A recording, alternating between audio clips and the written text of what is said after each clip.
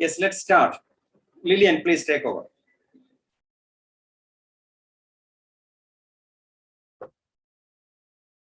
Good morning, good afternoon, good evening, based on where we are joining on from. I wish to welcome us all to the 7th seminar of the IS-102 series. Those who have been attending these seminars can agree that this has been a rare opportunity for the early career researchers from the global north. In particular, because the opportunities to study specialized innovation is rare. We all agree that the recent crisis caused by the COVID-19 pandemic has made it apparent that countries need to develop policy frameworks based on local realities by strengthening their national innovation systems. These seminars, therefore, have been to give the audience proper grounding on the application of the IS concept and provide opportunity to learn the techniques that are involved from the horse mouth. We have had a number of researchers that have been presenting their papers, and today we will have presenters on the agriculture innovation system. The need to innovate in agriculture is more urgent than ever, especially in this wake of the climate change, environmental degradation, and food insecurity. Agriculture innovation is therefore a high priority on the global sustainable development agenda and also in the UN food systems agenda. In today's session, we will have two presenters. Daniel Nigussie Ashiba will be looking at the analysis of maize innovation processes and the practices application of integrative innovation system framework and multi-level perspective, the case of Northwestern Ethiopia. We'll also have Justina Onumah, who will be looking at the welfare dynamics of innovation and innovation systems interaction, implication for poverty among the smallholders in Ghana. After this, we'll have the discussants. We have Andy Hall. We also have Judith Francis and Rajesh, who will be discussing the papers. And after that, we'll have a time for the public just to ask questions and we hear from the presenters. We will go by this process today, and we are hoping that this session will be a session where each of us will be able to learn. Within it, we'll be able to give the Vice President of the Global Leagues a session just to share with us what he has and the competition that is coming in. For this time, I would like to give chance to Justina. Justina is a senior research scientist and an agriculture development economist at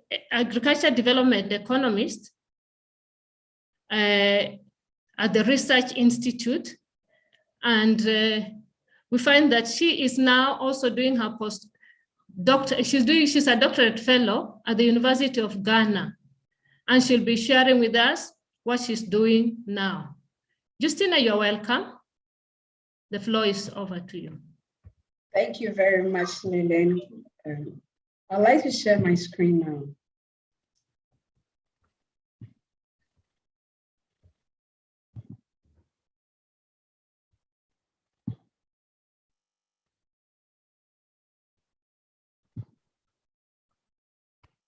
Is my screen visible? Yes, it is. Thank you very much. First of all, I'd like to express my appreciation to Global Leagues and to the organizers of the Christopher Freeman centenary lecture, for allowing me to present my work. This is part of my PhD thesis. So my PhD, the broader thesis was on agricultural innovations and its implication on poverty reduction, evidence from the innovation system perspective. So this is one of the objectives under the PhD thesis, and I must say that's the main objective. So I'm presenting just a section of the thesis and not the entire thesis, as the instructions were very clear in that regard. So in terms of this particular paper, the background to it was how agricultural sector, especially for agrarian economies like Ghana, plays a very crucial role. The roles are enormous, and we have food security improvement, income security, generation of employment, and even towards poverty reduction. The slow pace of technological innovation has, however, been a major challenge in developing countries' agriculture. But the growth of the sector is considered as a source of pro-poor growth. It's a source of pro-poor growth because majority of the workforce in the agricultural sector are the rural folks. And the rural folks have the highest poverty incidence, especially here in Ghana. They have the highest poverty incidence amongst if you compare to the other folks, urban centers, the rural folks. And rural folks are also engaged in agriculture. So it is said that if the sector grows, and then all other indicators pointing to livelihood improvement, then we are sure that the livelihood and then the poverty status of a country, because most of the rural folks are involved in agriculture and they are also poor, then the poverty reduction would also be achieved. Some studies have further found that even the elasticity of poverty with respect to the growth in sectors, when we talk about the agricultural sector, is a percentage point higher. So it means that if all sectors grow by a certain percentage, the rate at which the agricultural sector grows to contribute to poverty reduction is a percentage point higher. And it also stems from the fact that we have a lot of people employed within the agricultural sector, especially in our part of the world. It also emphasizes the importance of the sector's growth to the overall economic growth in such economies. Ghana, for instance, has made a lot of effort in the development of agricultural innovations. It has established agricultural R&D institutions trying to promote technological innovations amongst building the capacity of research institutions to come out with technological innovation and other innovation in order to boost the sector's performance. But the sector continually records the highest poverty incidence amongst the other economic sectors of this country. And our current Ghana Living Standards Survey even points that the poverty levels of agricultural households have even gone up from the previous level of around 39% to 42% currently. So this is a huge concern for all stakeholders to be bothered about. So I'll move quickly to the definition of the various concepts that I use for this study. So for my poverty definition, I picked it from Shen, Amartya Sen, 2000, and it defines poverty as the lack of welfare. So welfare, i.e. capability to do or achieve certain function as a human being. And we have various indices that we use to measure welfare. We could have both monetary and non-monetary terms. So we have measures such as household income, consumption expenditure, food security, what people might also call it food poverty. We could have child poverty and other welfare measures. Agricultural innovations in this study, it's the practices, the new practices. So here I focus on technological innovation and not process or other products. Technological innovation within the agricultural sector across the agricultural value chain. The agricultural innovation system, as I conceptualize in this study, is a set of agents who distribute or produce products by carrying out both market and non-market interaction in a very innovative manner, which is picked from Joseph and then Malabar in 2009. Hence, when we want to apply the innovation system perspective in such a study, it means that we need to recognize the nature of interactions that occurs in generating and utilizing these innovations. In terms of my literature background, I use a systematic literature process to review my literature on this in order to identify the gap that I can fill with my PhD research. But you realize that the existing literature suggests that the innovation poverty pathway is nonlinear. It depends on a number of confounders. So even the crop type you are studying could have an influence on how innovation would impact on poverty. The innovation type you are studying also has an influence. Farmer and household characteristics will have influence, and other institutional characteristics. And renowned scholars such as Rajesh over 30 years ago also have advocated for the consideration of multiple innovations, because it had argued that it's more reliable to study multiple innovations because the impacts are different compared to studying a single innovation. But few studies have actually considered this, but the multiple innovation literature is now evolving. So it's kind of a gap that also we researchers can also contribute towards. Most of the literature in innovation warfare nexus also use the linear technology transfer. So we find few literature trying to use the innovation system concepts in analyzing the welfare of agricultural households. So that was the key contribution gap that I identified. So here you realize that for all the studies that I surveyed, you have a lot of, actually there's a lot of studies on innovation and welfare. So just simple farmers adopting certain kinds of innovation and how those innovation influences or impact on their welfare. There's a lot of them, but when you narrow it down to seeing studies that are applying innovation system perspective to welfare, and even those are very indirect. So people using concepts like farmer field study to represent innovation system and modeling it within their study. So though there has been this 8.9% of the literature I found in the text I used, but it's very indirect, it's not very direct, and then also other studies that you find. So for the few studies that have at least attempted to consider the innovation system perspective and welfare, you find very few having on multiple innovations. And then we have some also having on trying to study how the innovation system impacts on adoption, behavior of farmers, and also technical efficiency of developing country agri. But you find no study that tries to deal with how the agricultural innovation system and its actor interactions would impact on the welfare of farmers.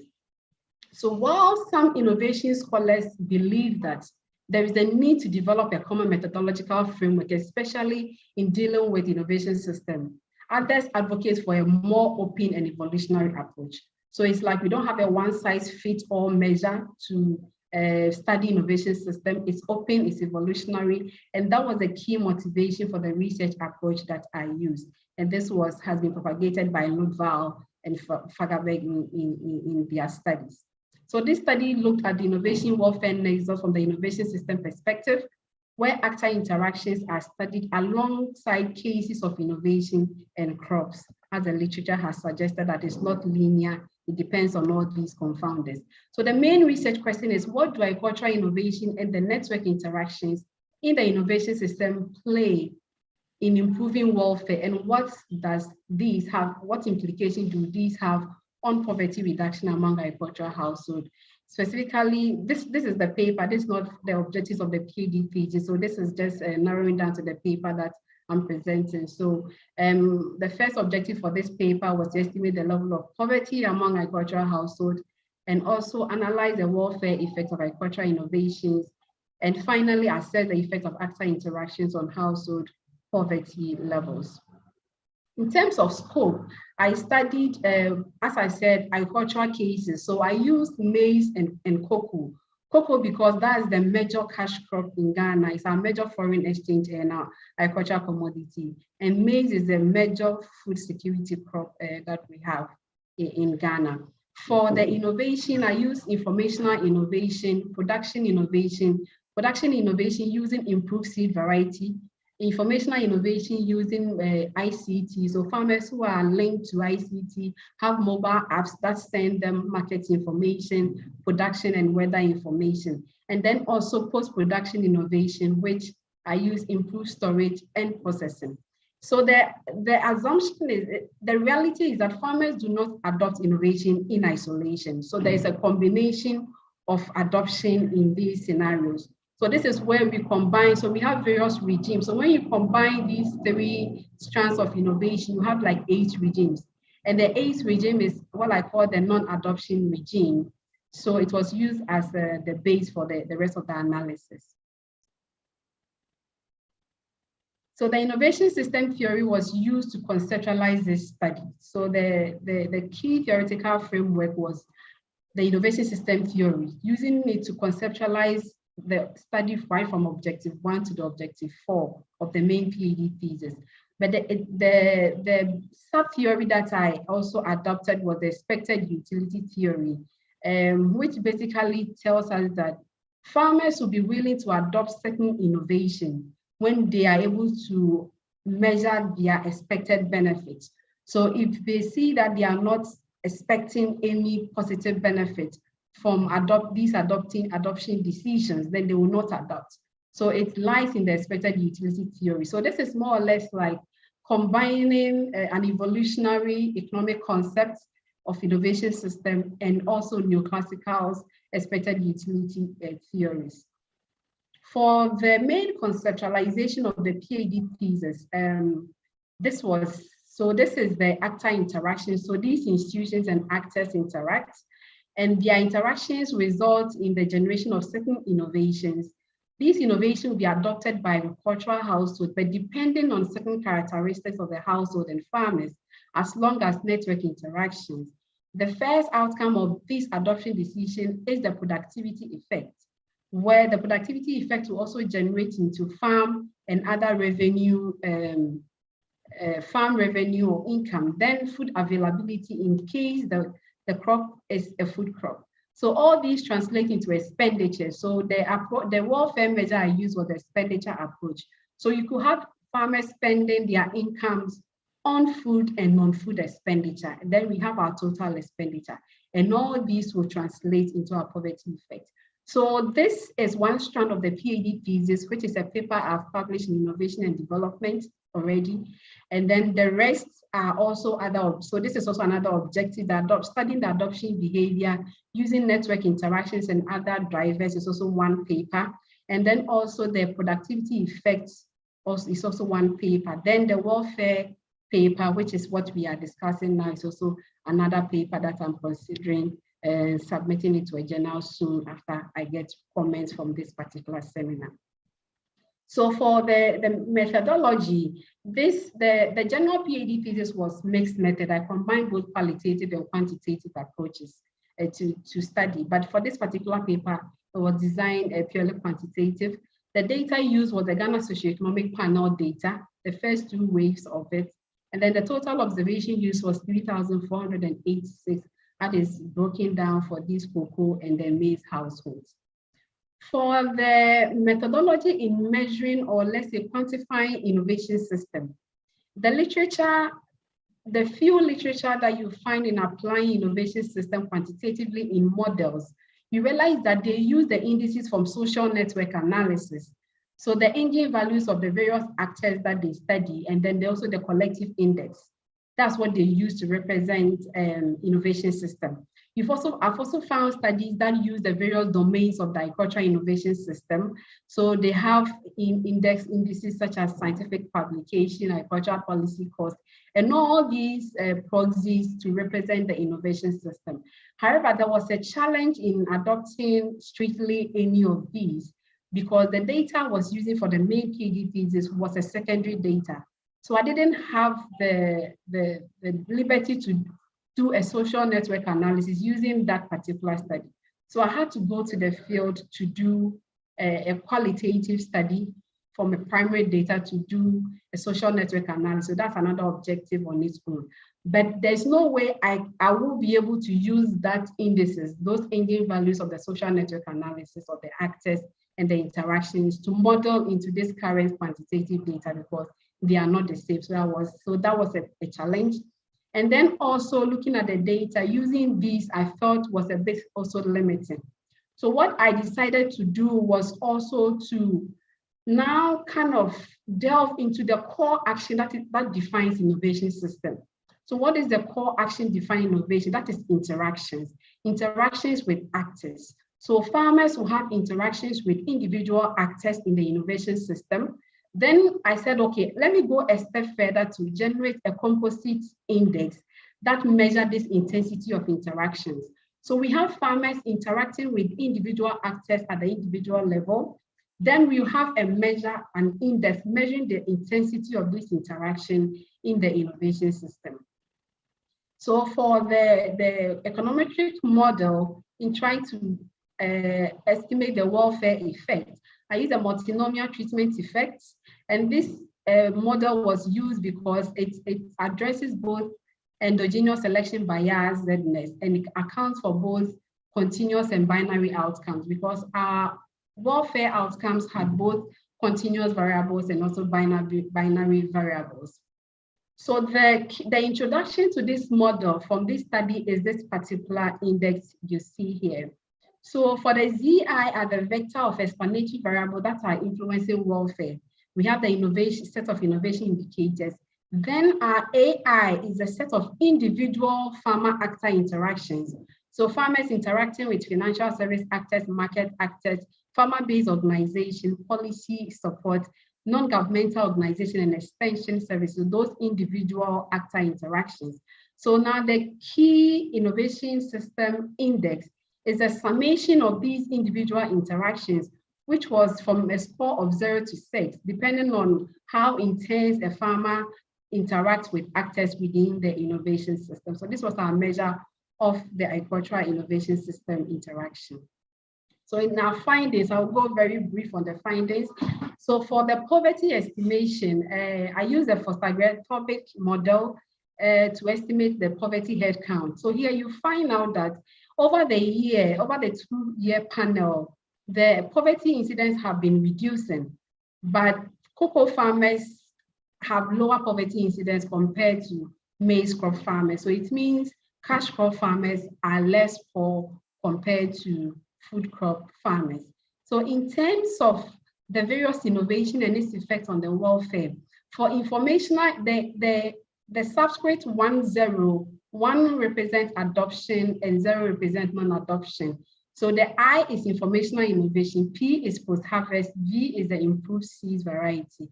So for informational farmers who adopted only informational innovation, you realize that it's significantly impacted on their non-food expenditure and total expenditure, but we did not see any effect on their poverty.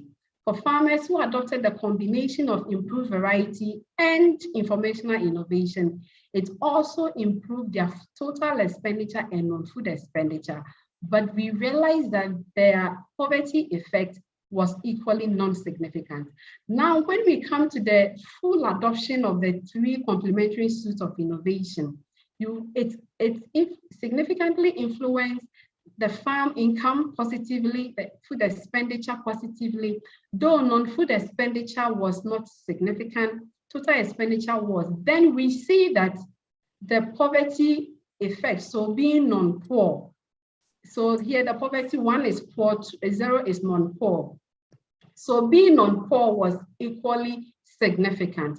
So what tells us in this particular table is that for innovation to be able to, or innovation or any other intervention to be able to influence poverty reduction, it has to go through food security. If food security is not improved, then all other welfare measures, including poverty reduction, will not be achieved among these households. We find the same thing in the cocoa model. For farmers who adopted the informational innovation, their food security was significantly improved, as well as almost all their welfare measures. Then we find that the probability of becoming non-poor also was very significant for that particular household.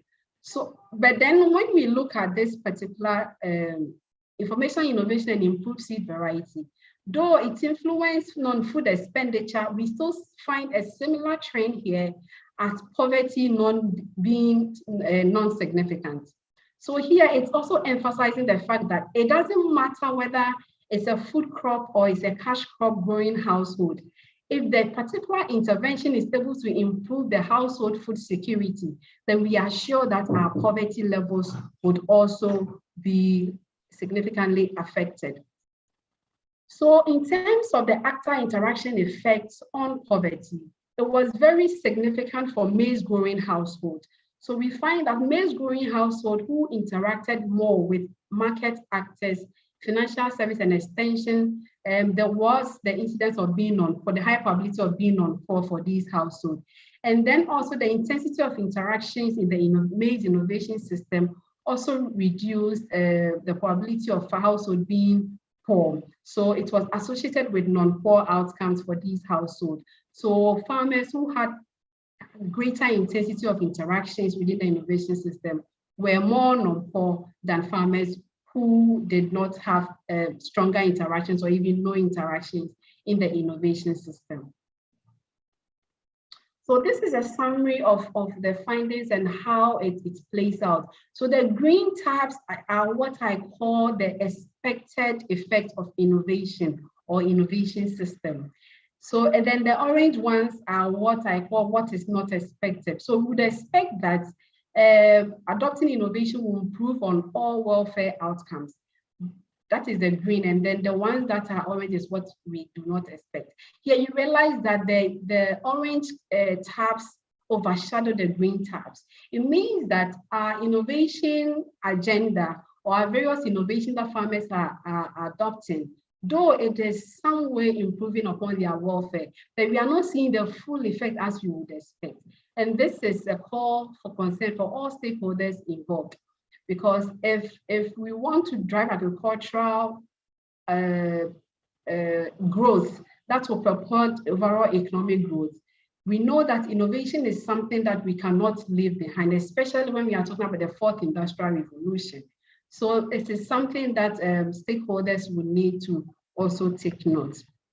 So in conclusion, the conclusion is that though food crop growing households are more poor compared to cash crop growing households, when any innovation that will increase food security would equally increase the probability of a household being on poor. So if we are targeting interventions to reduce farmers' poverty, let's target the intervention that will improve their food security. And we are sure that all things being equal, these interventions will be able to also improve on their poverty. Then also there was the evidence of multiple or complementary innovation. You realize that when farmers were adopting individual set of innovation, it was not really improving their welfare outcome, but when there was the complementary suite, especially for maize farmers who adopted all the suite of innovation, it implied for a significant poverty reduction amongst those households than those who are adopting individual innovation. So complementary suites of innovation should be encouraged. We shouldn't introduce innovation in single, just sometimes we go introduce improved seeds to farmers without accompanying information, without accompanying technologies that will be able to also accompany the use of that particular innovation. It doesn't work that way. And we see it here, that for those who adopt the full complementary suites, their poverty reduction was significant. And then also we see that if you combine informational innovation with any other innovation, it consistently yielded improved welfare outcomes. So this hints that the access to information is very key, and the digitalization of the agricultural sector should also be prioritized. And also core programs to reduce the incidence of poverty should be encouraged, such as developing of markets, especially for maize growing households, expansion of extension services and financial services as well. And intensity of interactions in the agricultural innovation system also promises very welfare increasing behavior for especially maize households who are more poor compared to cocoa growing households. So for the challenge and advice to young researchers, the main challenge, as I said earlier, was my attempt to quantify what an agricultural innovation system should be. And because the theories have mostly been used in a qualitative, exploratory manner. So as I said, to overcome that challenge, I combined both qualitative and quantitative inquiry in the main PhD thesis to be able to come up with what I have now. And also the type of data I use plays some level of limitation. As I said, I was using secondary data. So I needed to get indexes, I needed to get proxies. And then also, it also allowed me to be able to use the qualitative inquiry to supplement that as well. So for young researchers, I encourage us to be open to different concepts and theories. Some of us have been born, I don't know how to, like serious neoclassicals, but I think that we should be open to concepts, we should be open to new theories. And for me, after going through this experience, going with an evolutionary approach is the way to go. It allows you to explore your potential. It challenges you to think outside the box and not fitting yourself within a particular framework that has already been established. We should seek opinion mentorship. We should seek expert opinion when we have to. I remember that in the early stages of developing my research proposal, I was at Aalborg, and then I had all the resources available to me. I had all the senior scholars who helped me shape this particular thesis. So let's be open and let's call for help when we have to. And then let's also be intentional about peer-to-peer learning. We have our colleagues who have also the same research interests. Let's allow ourselves to discuss our works because we know and we can understand ourselves even better. Thank you very much. And I'm open for discussions and comments. Thank you, Justina, for that well-researched and presented paper. I can say you've done a good job. Thank you also for making us realize the critical position food security has in poverty reduction. And as you say, every intervention should also focus on food security. This moment, I would like to ask our senior scholars to discuss this paper. We will start with Andy. Andy Hall has done a lot of research in agriculture innovation, and I'll just call upon him to discuss the presentation. You're welcome. Thank you very much, Justina. Very nice presentation, very clear, and a very important topic. I'm going to make a few comments, but before I make those comments, I'll make a caveat that I'm a qualitative social scientist who's been studying innovation for a few years. So I'm the dummy variable here because I don't understand the mathematics, but that doesn't matter. I think the importance of papers like this is that public policy and innovation policy in particular has questions about where to make investments if we want to have the sorts of welfare impacts that you've been talking about.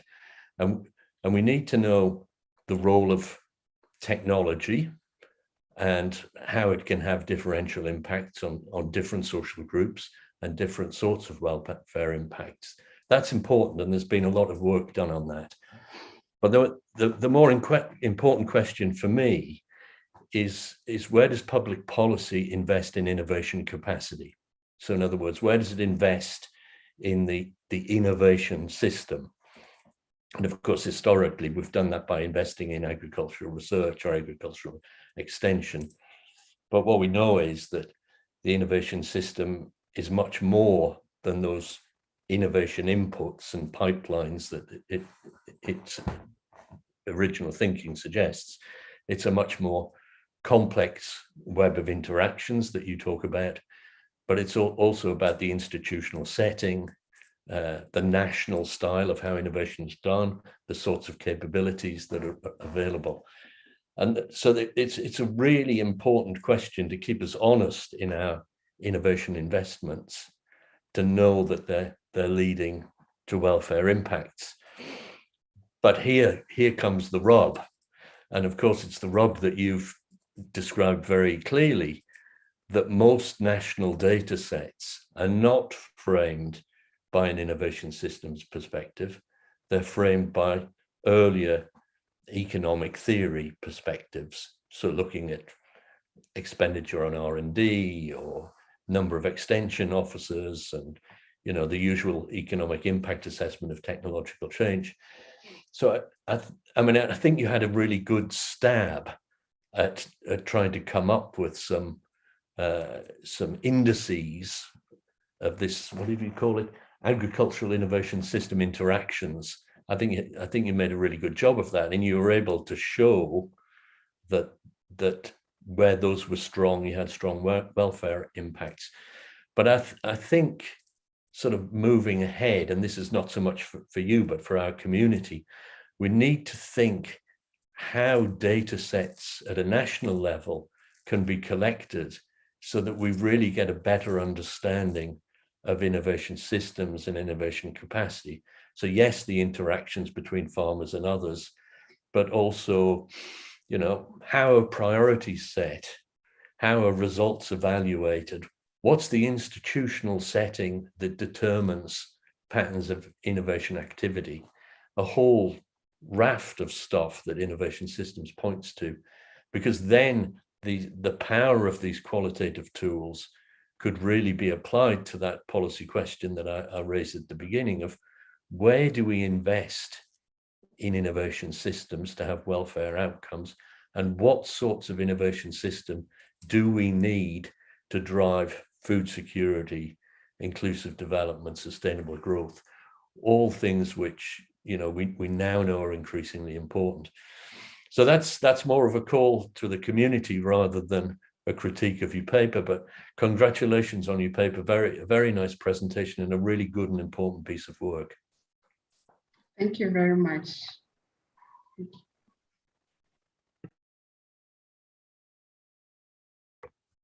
Thank you very much, Andy, for that.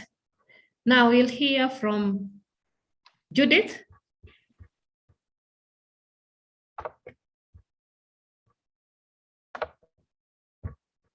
Judith Francis.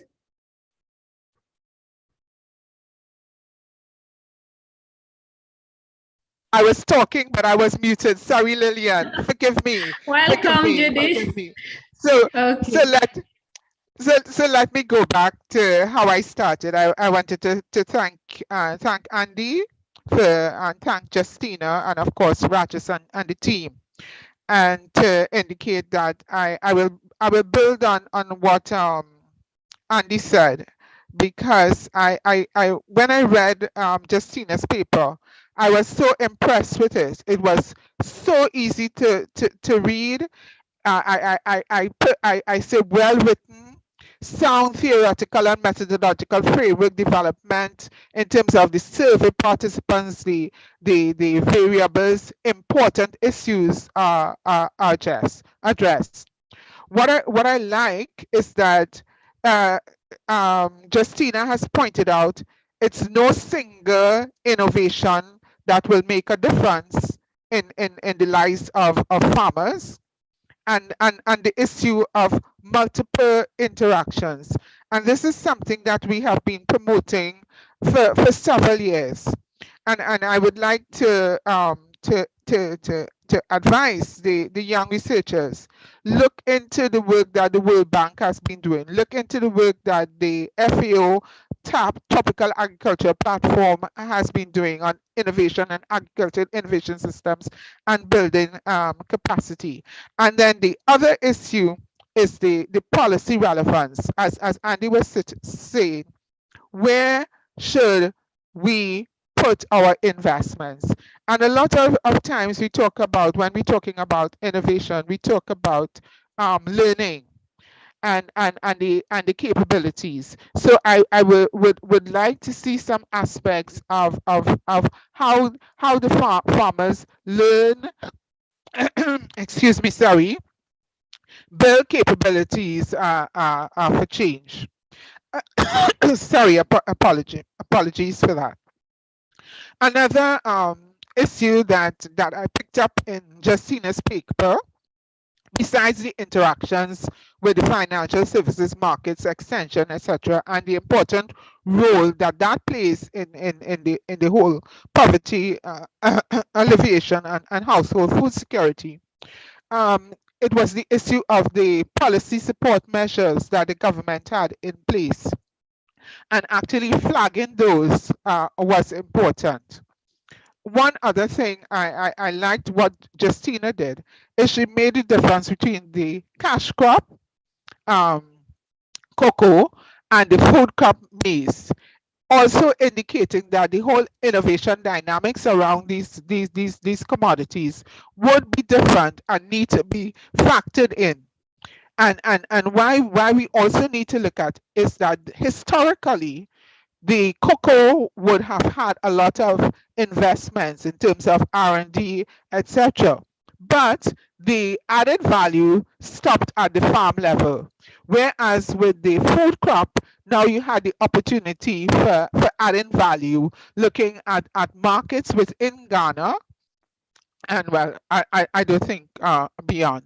So I commend Justina for the work that she did. I think it's an important a piece of work, taking the agricultural innovation system narrative further. I think that she could also learn from some of the other ongoing work within the tropical agriculture platform, and a lot of work that has gone before. But I like the fact that she was open to understanding what innovation system was, the complexity, and applying it within her work. So spot on, multiple actors, multiple opportunities for learning, and how we capture that would be one of my take-home messages. One thing, Justina, look at your reference list, some are missing. So Lilian, I would stop there. I think it's an important piece of work.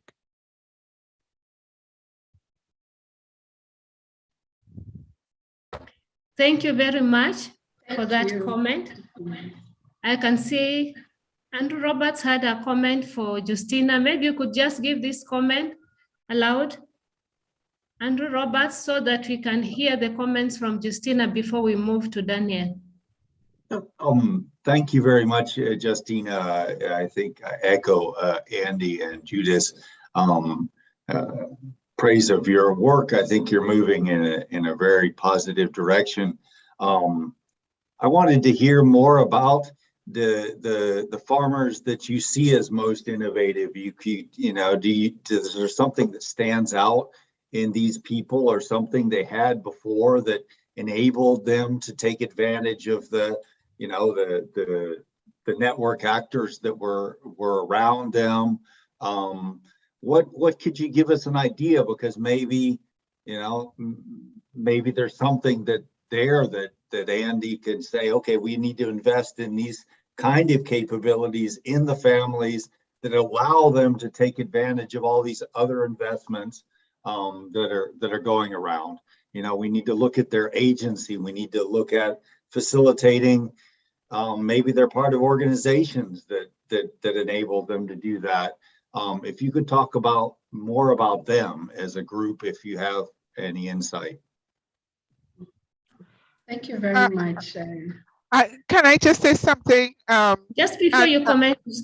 Okay. Yeah, sorry. No, because it was just direct to Andrew, because she did mention farmer-based organizations and NGOs, but I'll leave Justina. Yeah, I think, yeah, exactly what I was going to say.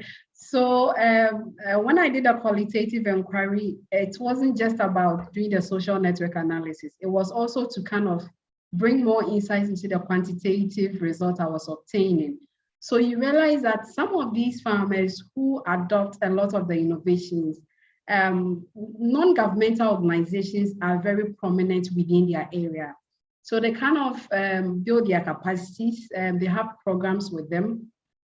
Then they also, especially these non-governmental organizations, they come in groups, they work in groups. So they work with farmers who are only in FBOs, so farmer-based organizations, and not individual farmers. So these specific characteristics equally drive their innovative capabilities. And also we realize that on the field, some of the extension service, especially for cocoa, the extension service was very strong compared to the maize sector. Because as Professor Judith said, there's a lot of investment in the cocoa sector compared to the maize sector.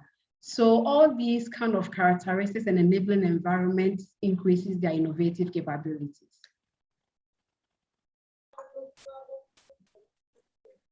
Thank you, Justina. At least in El Salvador,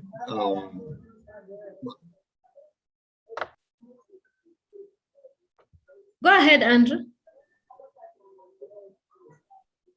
I think we have the chance to follow up a little bit. At least in El Salvador, the first strong sector was really the maize sector with the Green Revolution, and the extension service was really strong, but that was devastated by the neoliberal policies.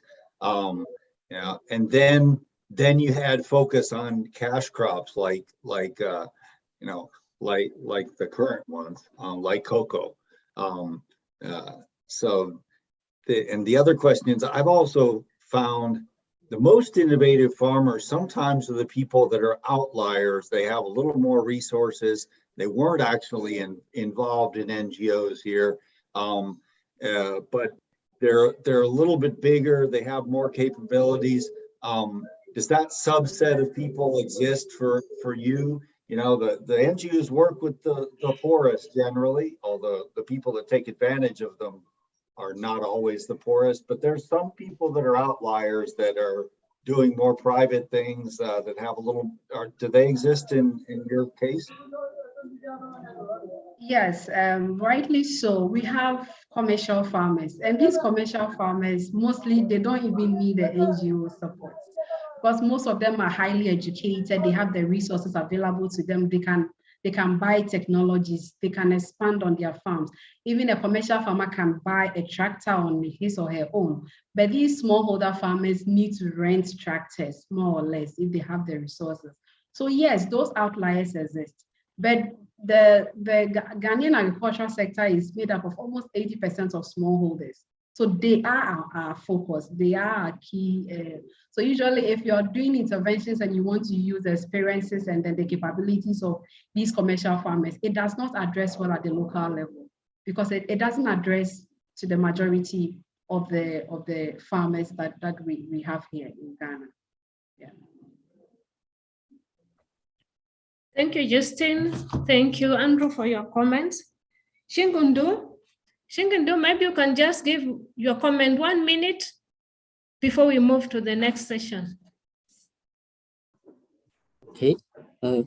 Hello, Justina. For my concerns, I think I just consider that. Did you consider the different types of household?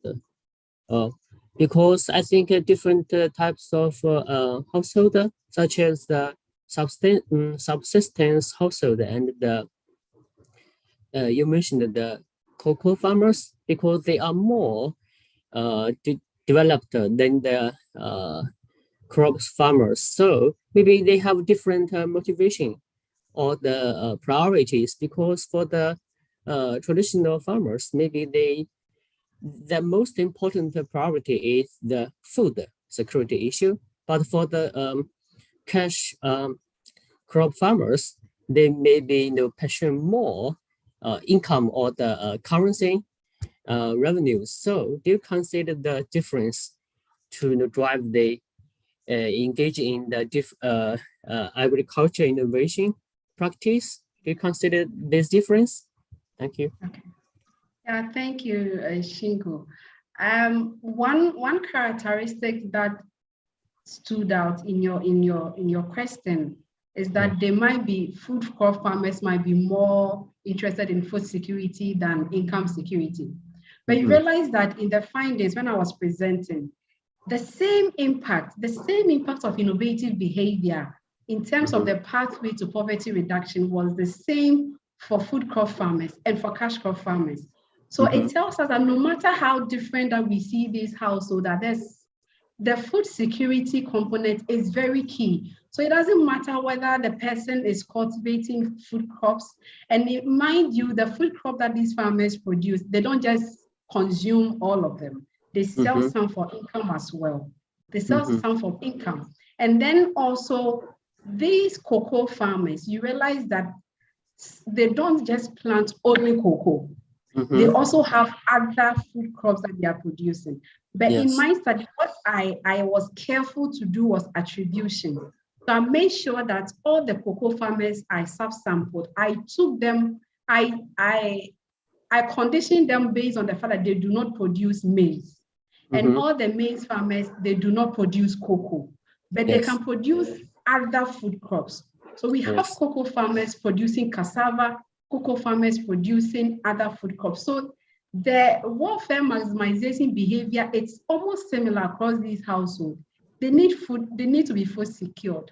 So for me, I don't think it's very different, and that is what is driving their individual innovative capabilities. Okay, thank you. Because in China, I also come from the rural area, so my research topic also focus on the small scale farmers. So I think for my country's case, it's totally different from your situation. And my another question is about: do you consider the information flow in different types of farmer household? Because for maybe in some distance areas, the information is not fully used by the farmers, but for the villages near the cities, the information can spread so fast and effective to the household. So maybe you can consider the information flow an impact on the agriculture innovation activities. Thank you. Thank you, Yushungdu. Thank you, Justina. I'll ask you to reflect on that. Towards the end, we'll have a time to discuss. I've noted some of the people who have raised their hands. Maybe we can discuss that towards the end. At this juncture, I wish to invite Ramos Lama for an announcement on the competition that is coming. As we realize, this series is working together with Global Leagues and there are other league forums, and therefore we welcome Ramos just to share with us. Welcome. Thank you very much. So I just joined. Could I ask you, could we delay this announcement just for after the next session? I just have to get myself ready. That's fine. Ramos is the Vice President of the Global Leagues. So at this juncture, I'll call upon Daniel to give his presentation. And then after that, we'll have the announcement in the next session. Daniel is presenting a paper on analysis of maize innovation processes and practices, application of integrative innovation system framework, and multi-level perspective, the case of Northwestern Ethiopia. So you are welcome, Daniel, to give your presentation.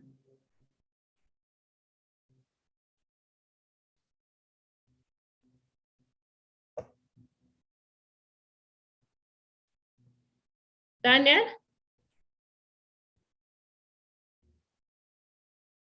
As he prepares, let me just introduce him. Daniel is a lecturer at the University of Gonda, and he's also a PhD candidate at Addis Ababa University.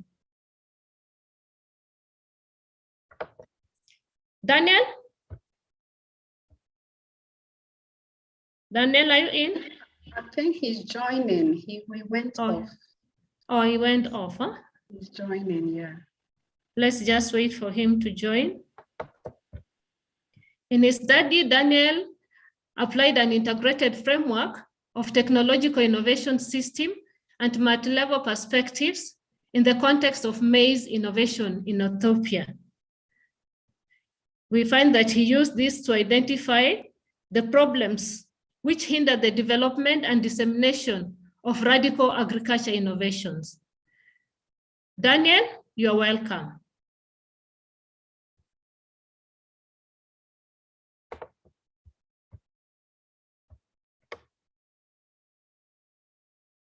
Not yet joined?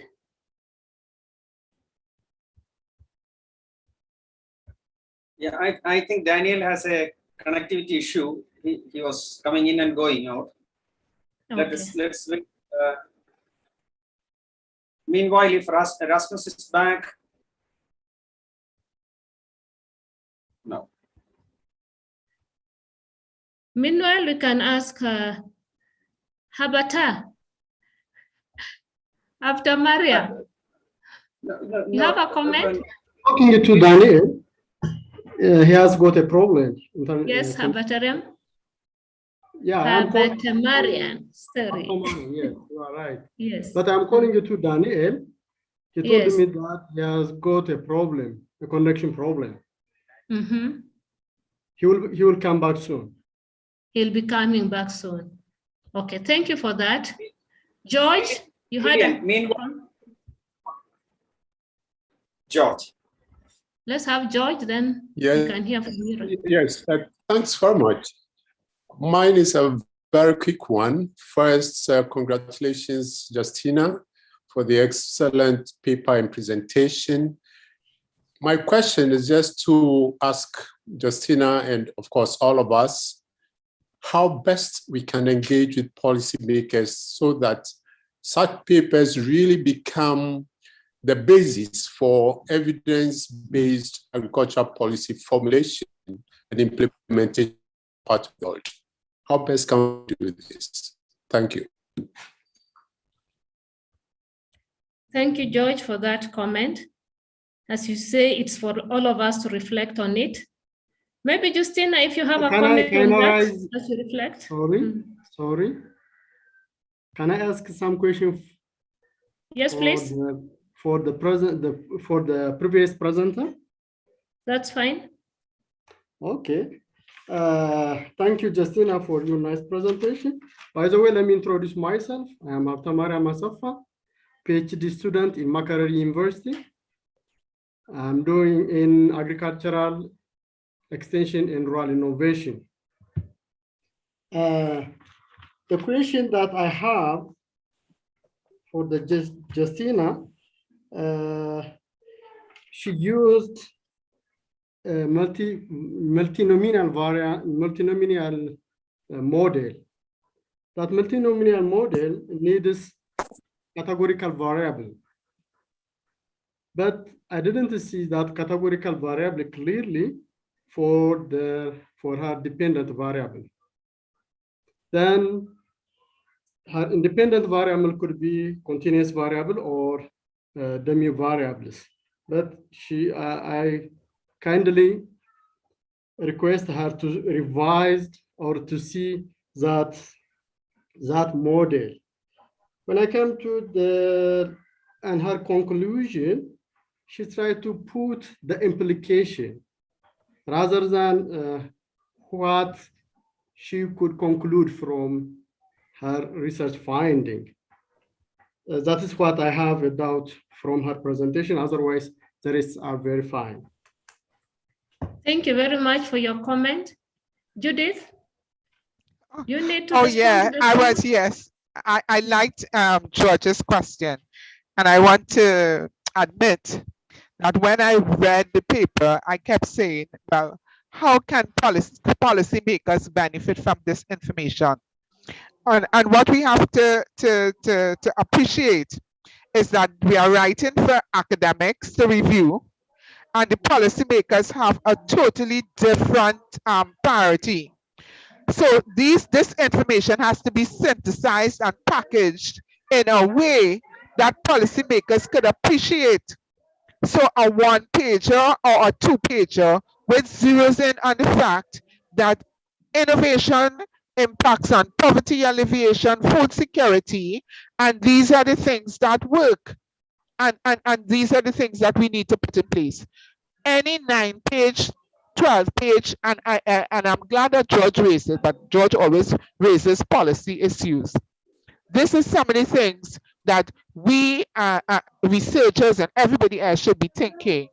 How can the policymakers and even the other actors themselves, the farmers, benefit from this information? How can the farmers use this information to influence policy?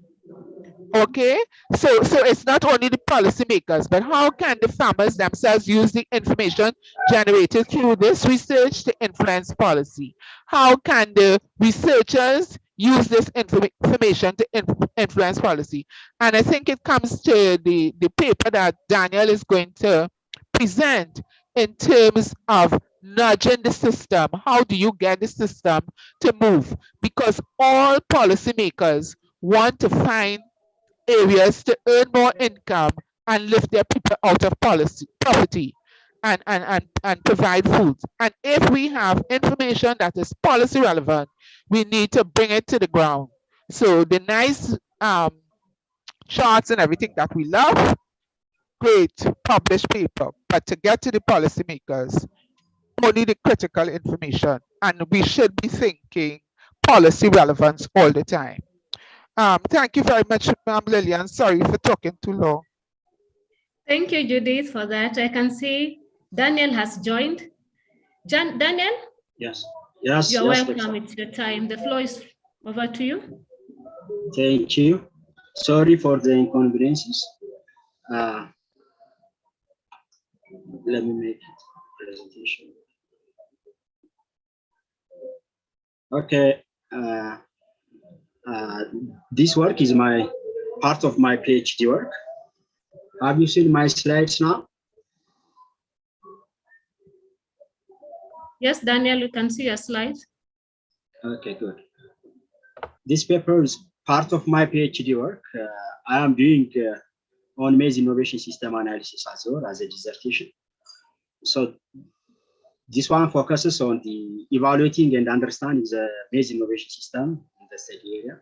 And the other part of the dissertation is talking about on interactions, sector interactions and power relations.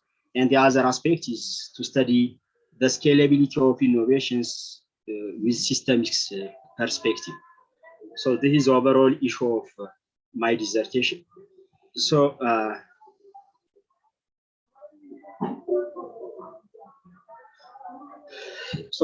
for this presentation, I will have some sort of introduction, methodology, results, conclusion, and recommendation.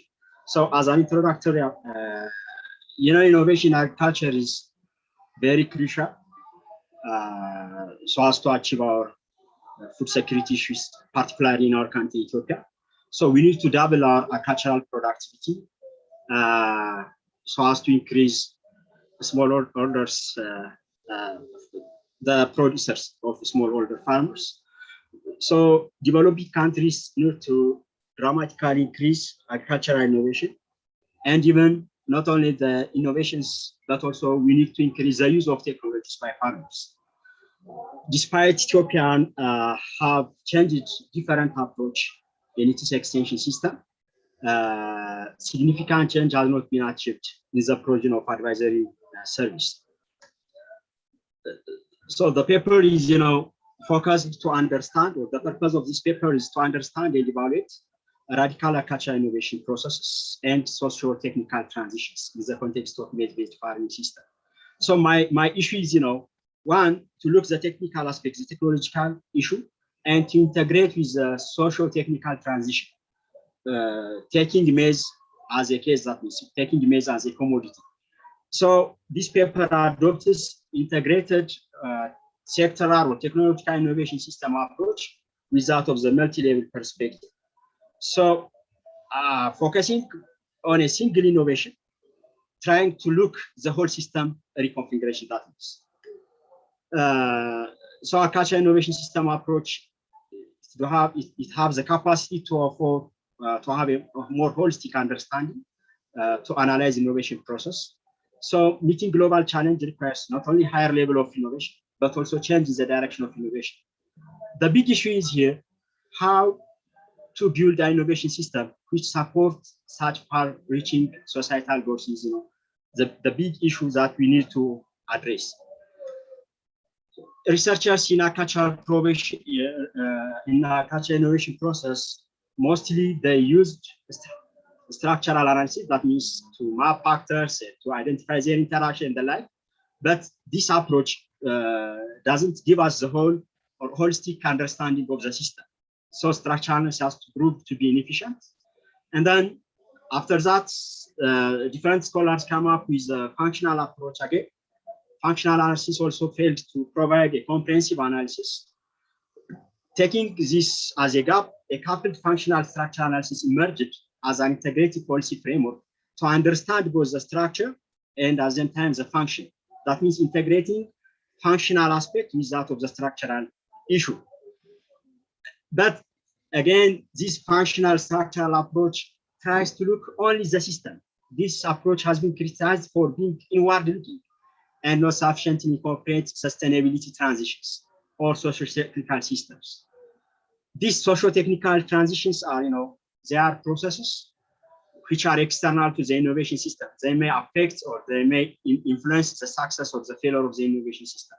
So apart from the functional and the structural approach, looking these socio-technical aspects is very crucial so as to understand the system in a better way and to find different systemic issues in the case of a certain innovation system.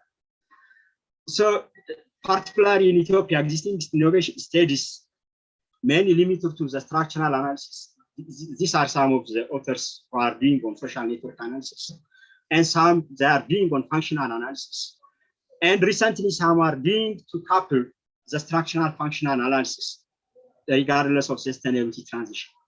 So I am trying to combine this functional structural analysis with a broader theoretical orientation in socio-technical system transition using the multi-level perspective.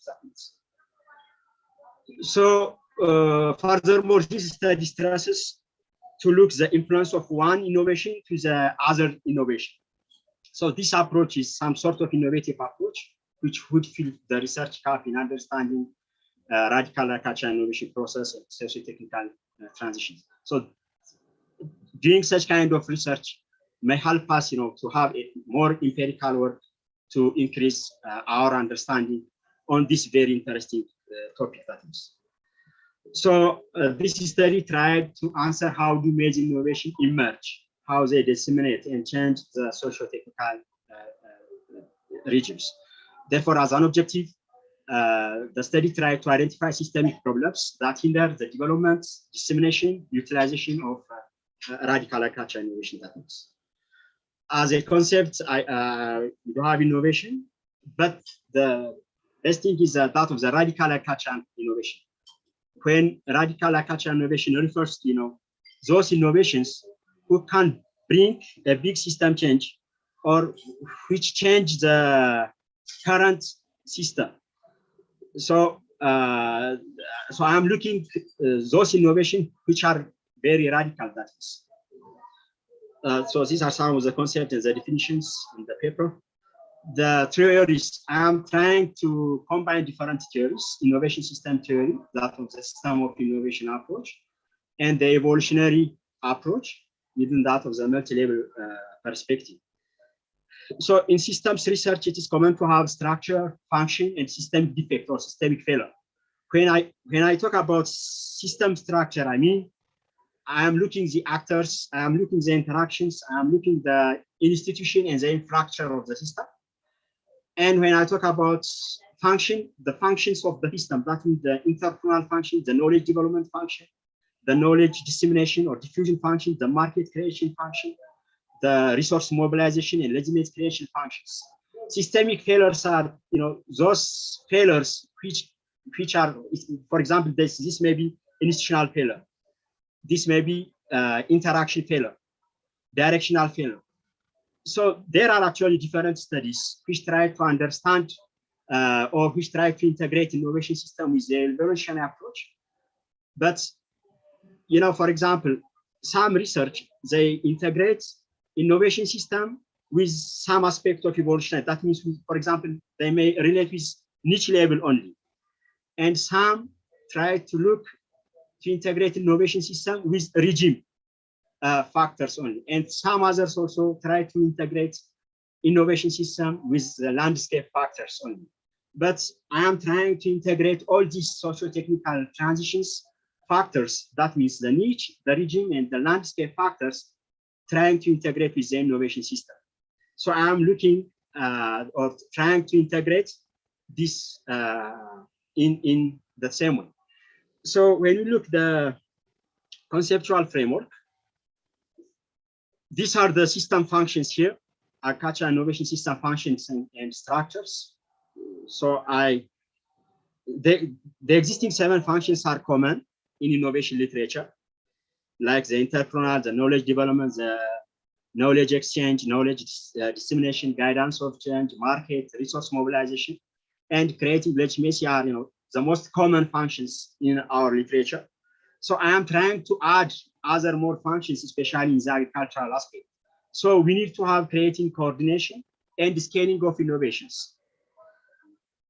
And not only function, but we need to look also the system structure, that means the actors, the interaction, the power relation, institution and infrastructure. All these system functions and system interactions could be affected by the landscape factor, the region factor, and the niche development factor. When I talk about landscape factor, I mean the external environment, that means issues related to policy and even the enabling environment.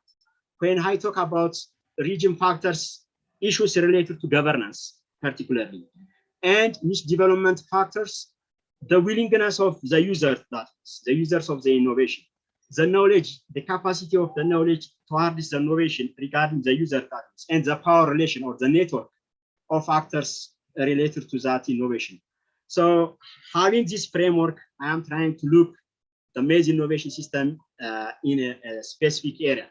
In addition to that, I am trying to integrate technological innovation system with the transition framework. That means I have some system functions, and we will try to the structural element, and we may identify systemic problem, and then we may look the niche development factor at which function is possible, the region factors and the landscape factors. This may give us, the whole picture regarding the system of the innovation. As far as the methodology is concerned, I select a case study in a certain district. The lower level administration in our country is said to be district or a certain warada. So maize potential warada in the northern part is purposely selected due to its potential in maize production. And then maize commodity was selected. Among the identified innovations, improved maize seed varieties were also selected for this study. So in Ethiopia, we do have different regions. Among the regions, Amhara regional state is one of the major maize producer in the region, in the country. So Amhara region was selected purposely, and West Gojam zone then, and then the district, and the Kabbales, 4 Kabbales were selected for this purpose. And farmers and other actors are, I am reaching them using the snowball sample. So this is how I frame the sample and the sampling procedure. So a total of 12 FGD farm focus group discussion, 4 in each Kabbale, that means. So we done an intensive focus group discussion, and 72 farmers were participated in the focus group discussion, that means in a small group, that is. And then 52 experts from the local level to the national level, that is 52 actors or experts of different organizations were interviewed. So I tried to use the same structure interview with farmers and experts, and the data were analyzed using thematic analysis. So when I come to the result part, first, these are the identified innovations in the area: improved varieties, conservation agriculture, hermetic bag for grain storage, application of lime to produce acidity, manufacture of processed animal feed. Even some farmers or some researchers recommend increasing seed rate per hectare and row planting. Agricultural commercialization cluster, particularly maize commercialization cluster, and agricultural development partners linkage council. So these are the identified innovations in the area. Among these, I have selected the improved seed varieties for this paper documents. So this is how the function and structural analysis has done. So based on the seed varieties, I have selected P3812W. This is one variety which is released by a foreign private company, which is called DuPont Pioneer. And the other one, PH540 and PH546, is released by the National Agricultural Research System. that means the public sector. So when we look the functions for each variety, that means for the local, for the national, and that was for the private, or that means the international private companies, that's the pioneer. So this looks so I am trying to compare, the private and the public indirect. That means I'm not interested on the private and the public issue, but I'm identifying innovations. But the owner of these innovations by default, there are foreign private released companies, and the other one is out of the government companies.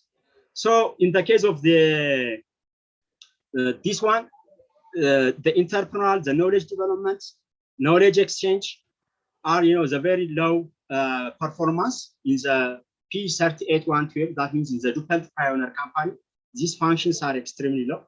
And when we look at the national one, the resource mobilization, the market formation are, the low functions in this regard.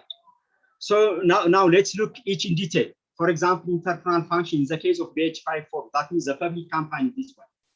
The regional seed enterprise organize private seed multipliers so that they can produce or they can experiment innovations. So there is an environment for entrepreneurial experimentation. We can say sufficient number of industrial actors are involved in entrepreneurial activity in the case of BH54. That means there is a contractual agreement with the local private sectors. And also there is strong interaction among different actors in this area. But when we look, P3812W, I exchanged the number. There are no other local private seed producers here.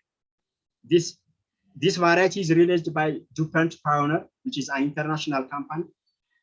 So in this case, this company didn't collaborate with other private organizations or with the public organizations. So it is limited to a single company. So absence of multiple actors here. And there is no any rule and regulation which enforce this company to conduct entrepreneurial activity or experimentation with existing actors.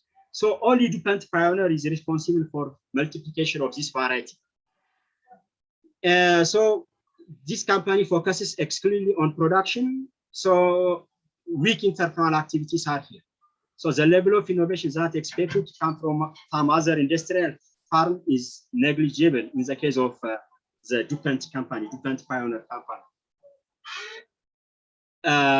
The other one is that of the knowledge development function.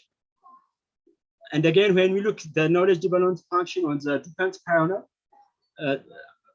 the best thing, farmers they need this technology. So farmers use this innovation at large scale because it meets the field needs of the farmers in terms of quality and productivity. And also it do have a comparative advantage over the existing varieties which are released by the national. But the knowledge is driven by external agency.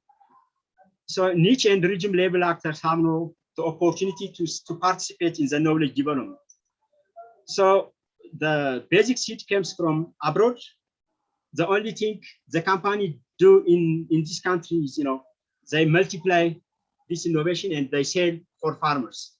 So knowledge producer located at national and international level. So the extent of knowledge development is not sufficient. The quality of the variety fit with the knowledge need, but the quantity affect. That means the supply of the innovation matters. So there is no enough knowledge exchange between actors in this innovation. But when we look at the BH546 or BH540, which are the same owner, the national, here there are sufficient number of niche and region level actors which are organized, and there is a rule which enforce universities, research institutes, seed enterprise to work together. The variety is released by the National News Research Center, which is a public research. So there is an acceptable interaction in the knowledge development. The other one is knowledge exchange issue. Here in the DuPont company, there is no any knowledge exchange between the local research centers. No adequate exchange of information between users of the technology and DuPont. So we can say detailed knowledge about the innovation was not well understood. As far as the dissemination is concerned, in the case of the international private company, the dissemination was very effective. The company used the government extension system. You see, here the company tried to establish a public partnership for disseminating their innovation. So after 2 years of release this innovation, they established an advanced maize seed adoption program, a collaboration between USAID, DuPont Pioneer, and the Ministry of Agriculture. So they used the government structure to disseminate this innovation. As a result of which farmers, they accepted and they utilized the technology. But when you look the public one, even if there are different organizations to disseminate this knowledge, for example, Sasakawa Global, Bureau of Agriculture and the Ministry of Agriculture, they are working together, and even CIMIT to disseminate this innovation, but it was not effective. Farmers were not even they are not aware about the competitiveness of the varieties without of the private company. When I consult the researchers, the national researchers or the regional research centers, they said that BH546 is competitive with the LIMU or that of the private company, but they argued this exceeds in terms of promotion. P3812 exceeds the public one in terms of promotion. They promote the technology, they disseminate it because they establish a project, and then they have the opportunity to disseminate to the grassroots level. That means, as far as the guidance is concerned, DuPont Pioneer has failed to provide an opportunity for other local private sectors. In Ethiopia, we do have seed enterprise private companies, which they get their basic source from the National Research Center. So these private companies face a great challenge because they didn't compete with the quality of the DuPont company. So there is no clear policy, there is no goals regarding this innovation, and also there is lack of shared vision in regarding to the international company of this variety. But as compared to BH, there is a large market segment for the P3812W when we look at the market formation, and even the current and the expected future market is sufficient for that. And farmers even forced to use to black market to get P3812W because they need it badly. They need it very well because the variety to have quality and even it increases in terms of yields. So as compared to BH 546, markets are within the country proper or they do have a demand for the P3812W, but there isn't any policy and law to support the domestic market against the dominant technology like that of the international. For this reason, local entrepreneurs have little competitive power over that of the international company. When you talk about resource mobilization, in short, DuPont Pioneer is effective to mobilize resource so as to disseminate the technology. They raise a resource from USAID and they create a project to disseminate this innovation. So they are efficient enough in order to mobilize resources and to disseminate their resources. But when you look the public one, it was difficult to disseminate this one because when you talk about public varieties, they are considered as a public good. So no one is interested to invest in promotion so that to create a market. That means so. Resource mobilization is a very critical issue and which affects the innovation process. As far as the legitimacy is concerned, at the beginning of the introduction, there is no any resistance toward this variety, this P3812 variety. Even in the beginning, both the Ministry of Agriculture and the Regional Bureau support the dissemination. But after some time, the regional government tried to influence the utilization of this variety, because it do have its own effect on the regional seed enterprises and also on the local private seed companies. The resistance towards the government is for two basic reasons. One, the basic seed comes from out of the country, so it raises the issue of sustainability. And the other one, it affects the utilization of the different varieties related by the government initiative. So now, currently, there is a resistance from the regional government side for the wide utilization of P3812W. So here comes a paradox, because farmers need that innovation very well, and they are searching even other options to get the variety, but the regional government is trying to impose, to hamper this innovation, because they fear the sustainability issue. So these are the issues related to the function of the innovation system in these seed varieties. So considering this, if you look at the socio-technical landscape factors here, the basic thing is, the policy aspect. When I talk about socio-technical issue, I mean customers, competitors, suppliers, labor market, legal, regulatory, all these are considered to be as a landscape factor. So the major issue related to here is, the plant breeders' rights or exclusive right to new plant varieties are the major factor affecting the sustainability of P3812W. So a number of major aspects for influence the scope of viable investment in improved maize seed varieties in the country.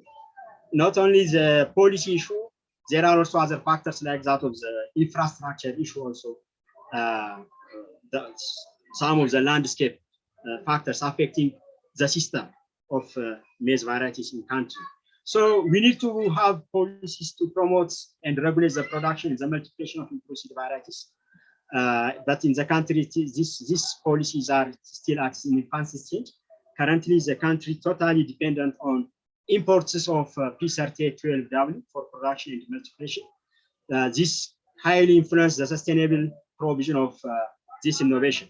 So local actors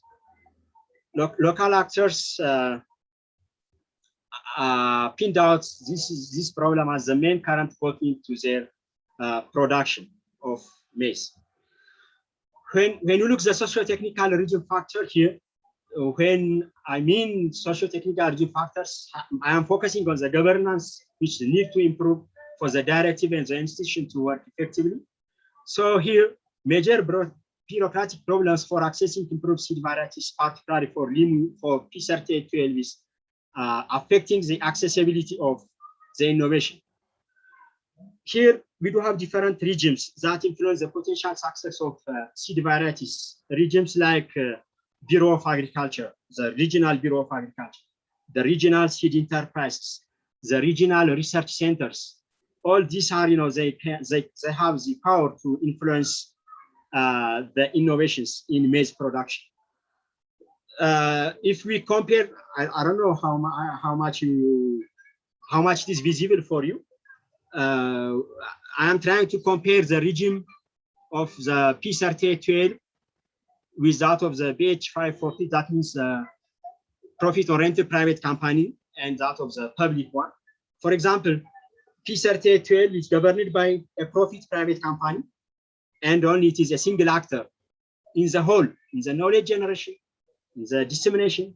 Actually, in the dissemination, they try to coordinate with other actors. This is the strength part of this institution, actually. And seed distribution is governed by the regional government here. A quota system is set by the government. So someone influences the amount they bring to the market.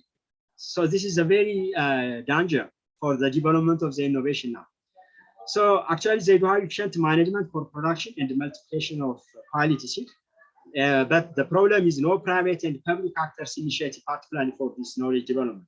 But when we look at the private one, it is governed by the Public Research Center and the Regional Seed Enterprise and the Regional Bureau of Agriculture. The production and multiplication is done by contractual agreement with local seed producers.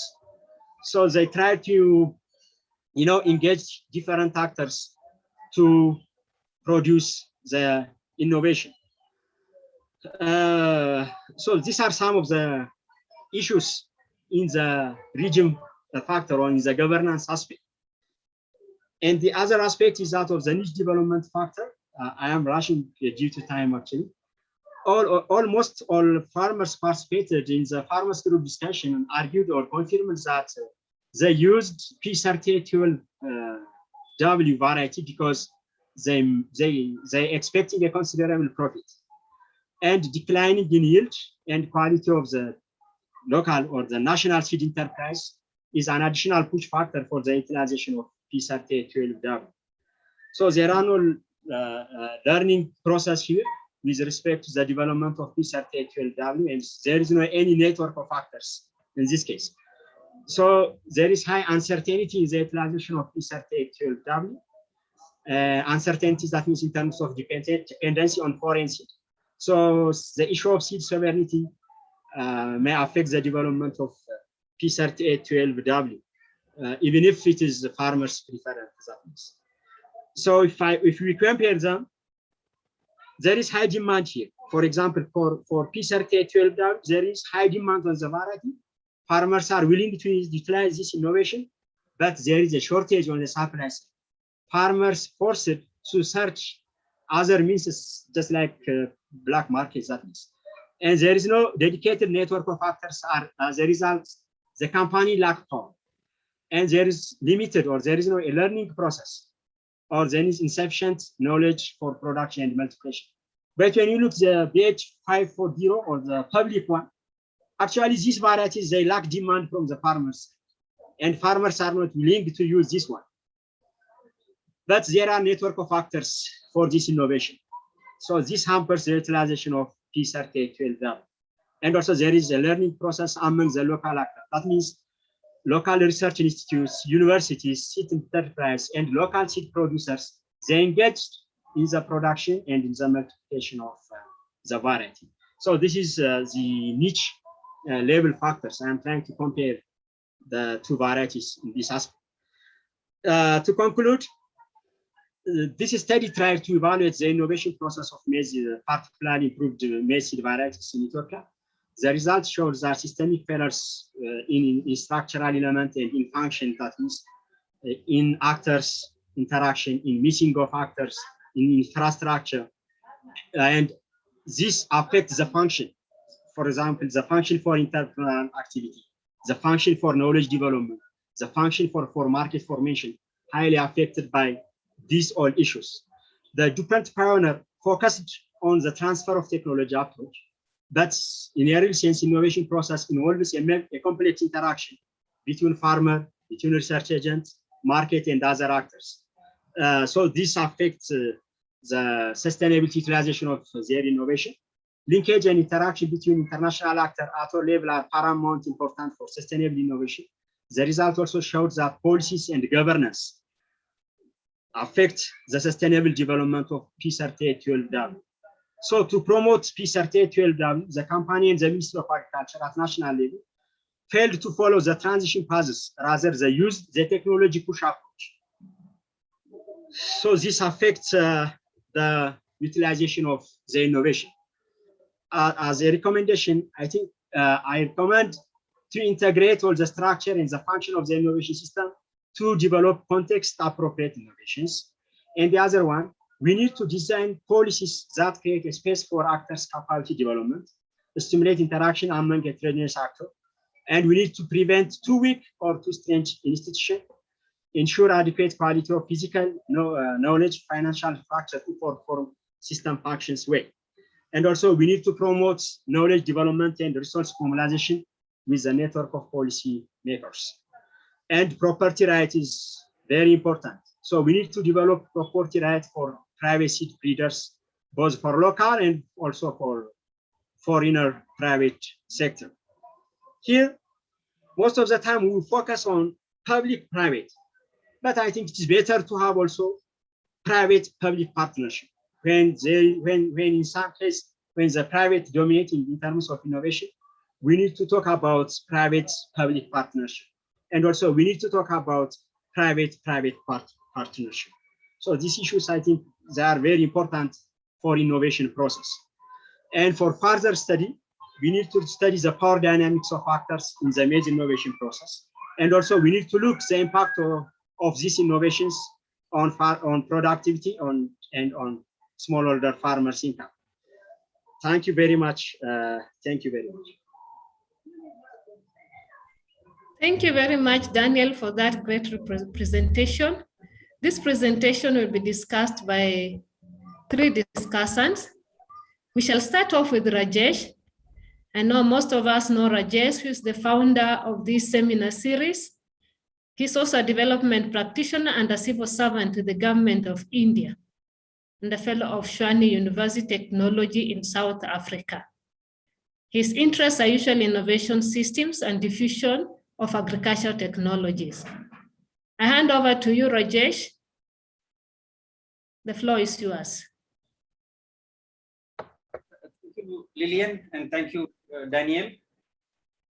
Daniel's paper is titled Analysis of Radical Agricultural Innovation Processes and Transitions in Ethiopia, Application of Integrated Farmer Framework of Innovation System and Multi-Level Perspectives. In this paper, Daniel deals with a very, very interesting case of agricultural technology diffusion. It's a case of a differential diffusion of 2 maize varieties and its consequences to the farming community in the broader context of the Ethiopian agricultural innovation system. The first variety is P3812W, a ruling variety produced and promoted by a private firm. Let's call it the private variety for convenience. This variety is apparently foreign in origin, but is well diffused among farmers. The second one is BH540, produced and promoted mainly by the government, that is the public research station. This variety is not well diffused. It is the government variety.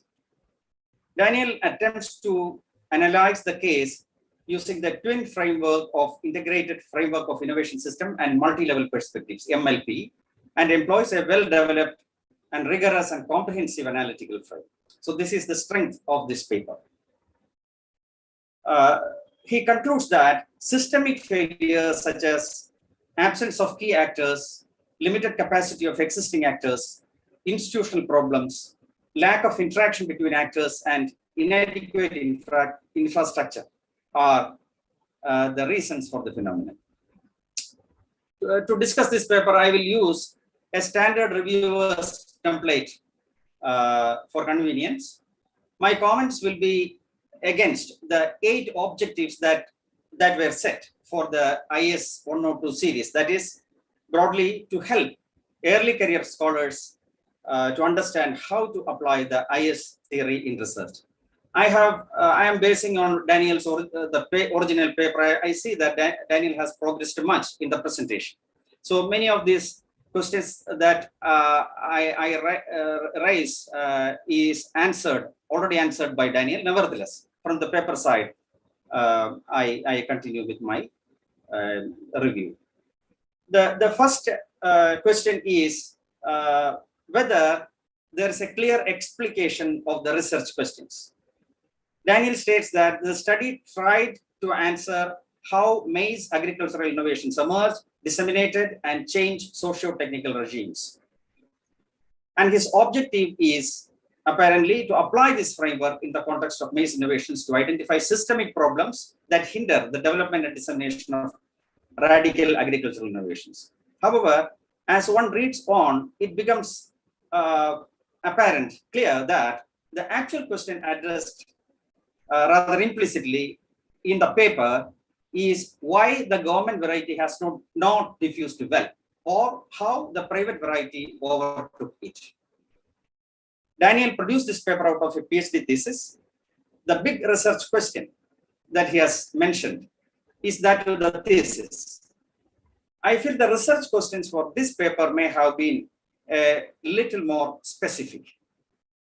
The second question is is there a sound review of the relevant literature? Again, this review that is produced here is in a broad canvas for the larger PhD thesis. It would have been useful had the review been made pertinent to the limited scope and purpose of this particular paper. So this part may be rewritten for a paper rather than for the thesis. The third question is the research based on sound and robust data? Daniel mentions that the data was collected using a structured and semi-structured interview with farmers and experts. It would have added to the value of the paper had the summary statistics was furnished in a few tables and charts for easy understanding of the reader. The secondary data, which I'm sure Daniel must have used in his thesis, would have revealed the story to the reader. So in that part, the paper is somewhat vague. I'm rather curious to know what are the secrets behind the two competing maize varieties and how the government variety failed. So that is the question which is personally disturbing me after going through this paper. Daniel mentioned that he collected data using interview method, mostly qualitative data. The paper demands that more specific details such as how many interviews were conducted, with whom, what categories of respondents, and then a few revealing quotations, that is testimonies from the supply as well as demand side. This would have added to the quality of the paper. Hence, I have to say that the author must have used a robust data for the thesis, but there is little evidence of it in the paper. So it is not that it is not there, it is there, but it is not explicit in the paper. My fourth question is the conceptual analytical framework rigorous? The author has used integrated systemic innovation policy framework and multi-level perspective, taking into account socio-technical aspects, landscape, regime, and niche that influence AIS. This is a very comprehensive and rigorous conceptual framework. By bringing in niche level factors at micro level, cross-cutting regime factors at meso level, and the AIS at the macro level, the conceptual frame is comprehensive and rigorous. This is a very good part, and it is the strength of your paper. I'm sure Daniel has detailed and substantiated in his thesis as to why he chose this framework, how it becomes essential, and in what ways the framework supports the study, which could be brought in a revised version of this paper. It could be made a little more clear. The fifth question is there an incisive analysis or discussion of results? And is there effective use and assessment of the findings of the theory for the theory and policy? I must compliment Daniel for undertaking a detailed analysis and discussion of his results. The results are discussed well as informed by the theory. However, for the paper, the analysis could have been limited to a few select and most important factors. In this context, the table 3, where you compare the two varieties based on socio-technical regime factors, is very useful, but need to be interpreted and contextualized with a little more clarity. My sixth question is structure and presentation good? The title could have been simpler, straightforward, and inviting to a prospective reader. The abstract could be concise and to the point, bringing out what is the paper all about, why it is important, how did you address the issue, and the most important finding. The reader would expect a brief yet comprehensive account of the maize innovation system and the importance of the varieties. A concise technical comparison between the two varieties in question. In fact, the two categories of varieties with facts and figures, say productivity, nutritional levels, pest and disease susceptibility, easiness of agronomic practices, labor absorption, inputs requirement, prices, cost-benefit ratios, etc., would establish which one is superior, in the actual practice, from the farmer point of view, which one is better for the farmer. It is also important to understand the legal and regulatory system controlling hybrid development, hybrid authorization, after multi-locational trials, etc., seed regulations, licensing, etc. Too much of regulations and government control or monopoly in hybrid multiplication, distribution, and sale can undermine diffusion. Similarly, inefficiencies in the government extension system, large and top-down inefficient bureaucracy, corrupt officials, etc., could hinder diffusion of even very good hybrids. We have many cases in India for that matter. Many good hybrids released by the government fail because of some of these inefficiencies. Your paper says that the failed government variety is marked by very high knowledge dissemination, resource mobilization, and market formation, whereas the private variety, which is apparently successful, is low in these measures. This is rather counterintuitive. It will be interesting to explore the reasons behind it. You have the reasons in the thesis, I am sure, but paper somehow this explanation or this substantiation is missing. A brief history of the Ethiopian maize innovation system would have been useful for proper understanding of the case. An evolutionary chronological account of the varieties and past hybridization attempts would have been useful too. This would have facilitated elucidation of the innovation systems in a better light, its major actors, and the nature of the sort of network they have between. Here you would find two useful approaches that give step-by-step methodology that moves from micro to meso to macro and again back to micro. Of course, you have your analytical frame is quite sufficient in itself, but still one is a paper titled Concepts and Guidelines for Diagnostic Assessments of Agricultural Innovation Capacity by Andy Hall, Mittalka and Oyeinka, which is a 2007 UNU merit working paper. The second is the book, The Learning Economy and the Economics of Hope by Lundwald, 2016 book. So yours is a qualitative analysis. However, an econometric analysis would not have been out of place based on the secondary data. For example, I'm curious as to how the empirically regular variables in the diffusion literature, the broad, wide diffusion literature, impact farmers' adoption of the varieties under consideration. This would have been very, very interesting to see. I think I have been excessively critical already. I must say that the paper needs thorough revision with respect to structure and presentation. You have all the elements there in your thesis, and I find it as an extremely important topic handled well, but with a lot of scope for further improvement. Thank you very much. Thank you very much, Rajesh, for your thorough examination on this paper. Your comments were helpful to improve the paper. I'm not sure if Daniel was able to get it because at one point he indicated he's not hearing. Daniel, I don't know if you can hear me now. Yes, Doctor, I'm hearing you. You can now hear? Yes. You're able to get the comments, okay? Yeah. Thank you very much. If you have been able to get the comments, I think we'll go to the next discussant. Then after that, we can hear from you. The next discussant is Andy Hall. We have had Andy during the first session discussing Justina's paper. Andy is a science and technology policy analyst with specialization in the study and design of agriculture innovation processes, policies, and practices.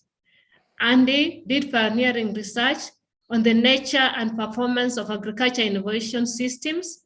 And more recently, he has explored the transformational change and innovation process agri-foods, innovation process in agri-food systems, and the nature of knowledge systems needed to support the transition to sustainable production and consumption system. Andy, I'll call upon you just to discuss Daniel's paper. Welcome. Okay, thank you. And thank you, Daniel, for that presentation. And I read your paper in detail, so I'm quite familiar with it. It's always hard to follow Rajesh when he's made such comprehensive comments, and I'm certainly glad he didn't examine my PhD, but there you have it. Let me say a few words that have come to mind when reading your paper this morning. The first thing is, I think the real strength of the paper, and I think Rajesh has already said that, is this attempt to bring together some of the innovation systems perspectives with these more recent concepts about socio-technical regimes and the whole idea of transitions. And I think that's a really important addition to the whole innovation system concept, certainly the sort of perspectives we were working with 10 and 15 years ago, where it was looking at structure and function, but it wasn't asking important questions about path dependencies. It wasn't asking important questions about the political economy of the innovation process, power and politics. And it hadn't even thought of this idea of the directionality of innovation. So I think your attempt to bring these things together is important and laudable. And I think going forward, this is going to be increasingly important, that because sustainability is becoming such a major issue and a major focus of innovation, thinking how innovation systems and therefore innovation capacity can be redirected towards measures of sustainability performance is going to be really important. And this idea of socio-technical regimes and transitions is an important metaphor, a concept for understanding that. And it's important because it recognizes that technology and other forms of innovation are embedded in an interacting set of factors which become fossilized in some sense. Okay, they do change, but they change in a very path-dependent way. And reforming those regimes, reformatting them to perform, to structure innovation in a way that the performance of the system delivers on inclusion, sustainability, etc. That's really important. So that's the bit I like. The case study is also very interesting, but I think it's very interesting for all the wrong reasons. The first point, I'm not convinced that, and I presume these are hybrid maize varieties, I'm not convinced that hybrid maize varieties are a radical innovation. And therefore, do we really need to reformat or reform the socio-technical regime in Ethiopia so that we can use hybrid maize? We've been used, genetic enhancement's been there for many years. So that makes me wonder if the multi-level perspective, which is really useful for thinking about transformational change, transformation of systems, is that really a useful perspective to apply to an incremental technological change? So that's a question. But the thing that really intrigues me about the case is that on the one hand, the private variety, and I think the paper would be improved if you just called it the private variety.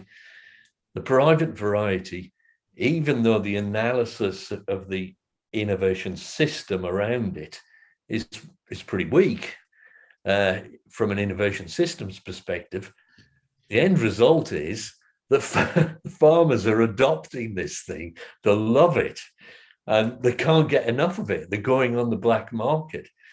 But the innovation systems lens is critical of that innovation process, where paradoxically, the public variety, where things are pretty good in terms of interactions and, you know, all of the other things that you talked about. The variety is not very good, and it's not spreading. So you've got this kind of paradox. But I think it talks to an issue that we need to be warned about of using these innovation system concepts in a normative fashion, because here you've got two innovation pathways. One looks like a pipeline and it's damn successful. One looks like a blueprint innovation system and it's not successful. So I think there's a kind of warning for us all about using these these concepts in a kind of normative way, rather than really trying to unpick the question of what sorts of innovation processes and capacities do we need to achieve what we want to achieve. And so putting it that way around, rather than saying, if you haven't got an innovation system like this, everything's going to go to hell in a handbasket. So that needs a bit of thought. But my final thing, and I can't remember if I've already said this or not, the multi-level perspective is very alluring. And, you know, based on historical studies in Western Europe around energy, transport systems, it's a good story.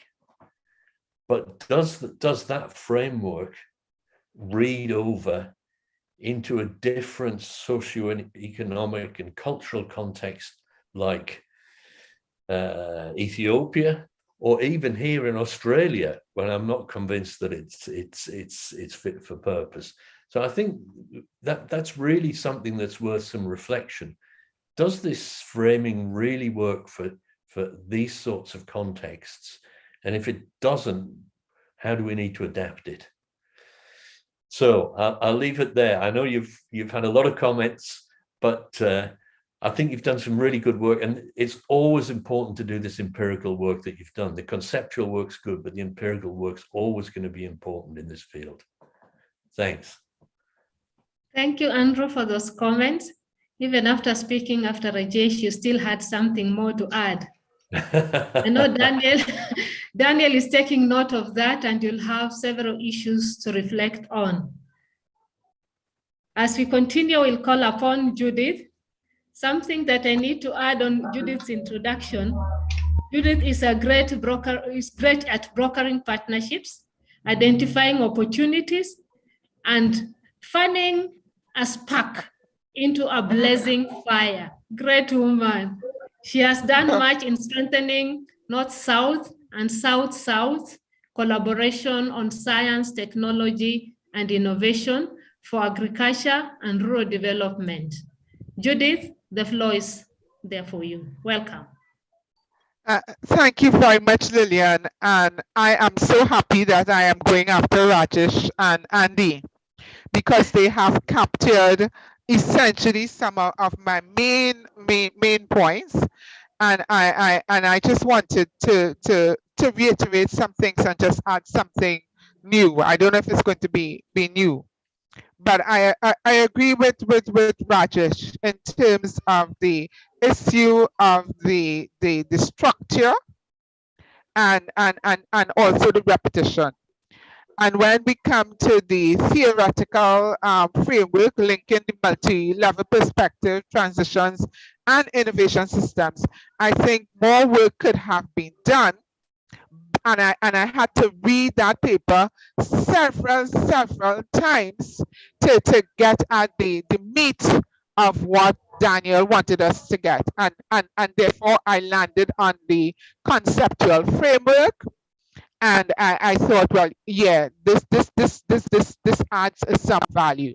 So I'm going to repeat what Andy talked about in terms of radical innovation, because my first question is, what is radical about this?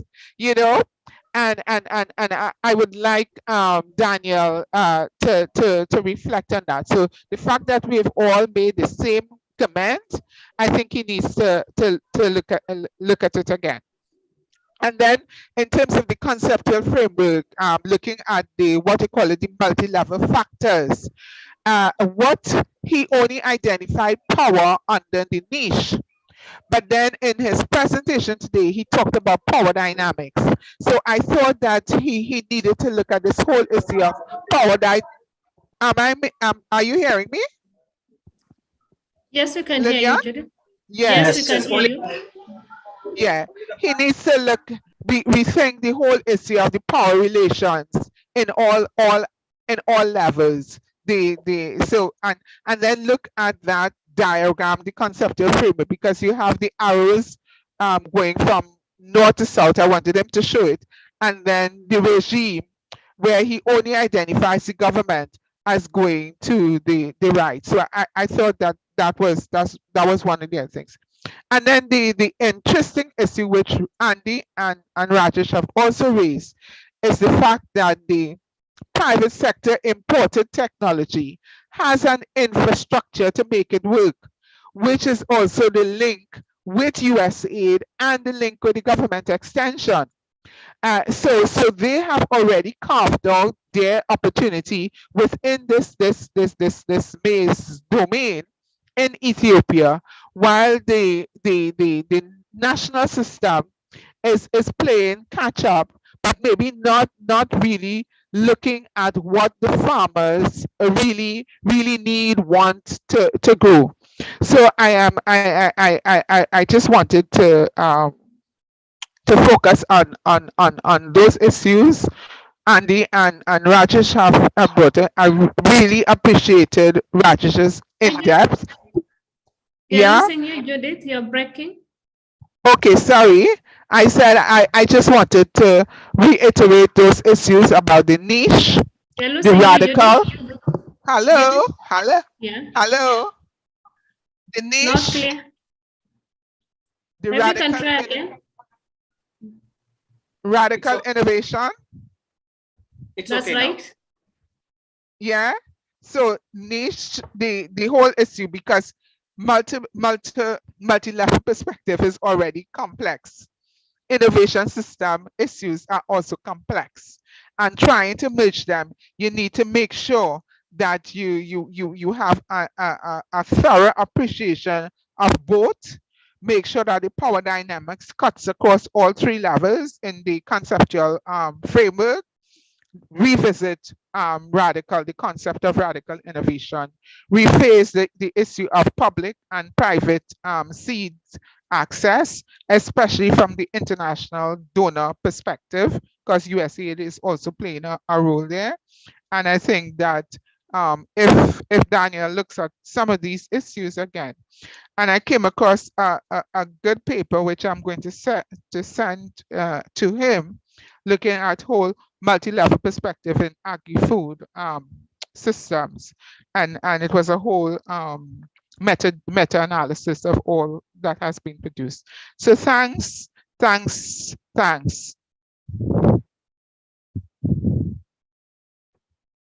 you, Judith, for your comments. I know Daniel is taking note of this. Daniel, is that mouthful? Or can I allow the rest of the commentators to comment, then you give your comment, respond to it? I'll call upon Andrew Roberts, Shungdu, and then Justina, in that order.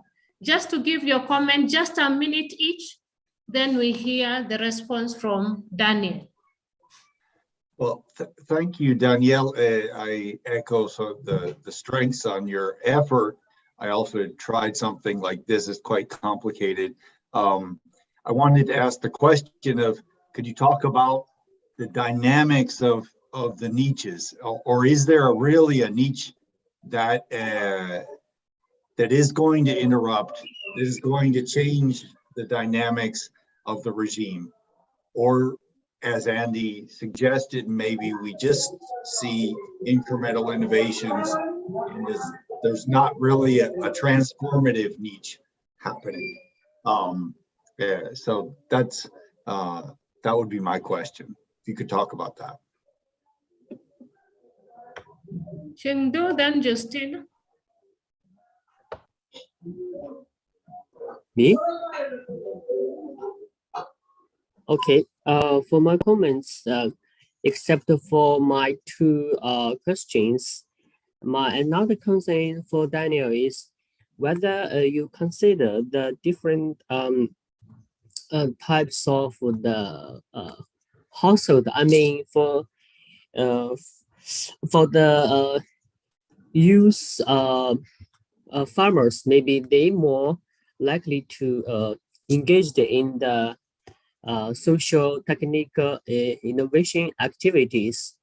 And if, from my experience, because I previously I worked in Ghana for some years, so I observed more youngers and women.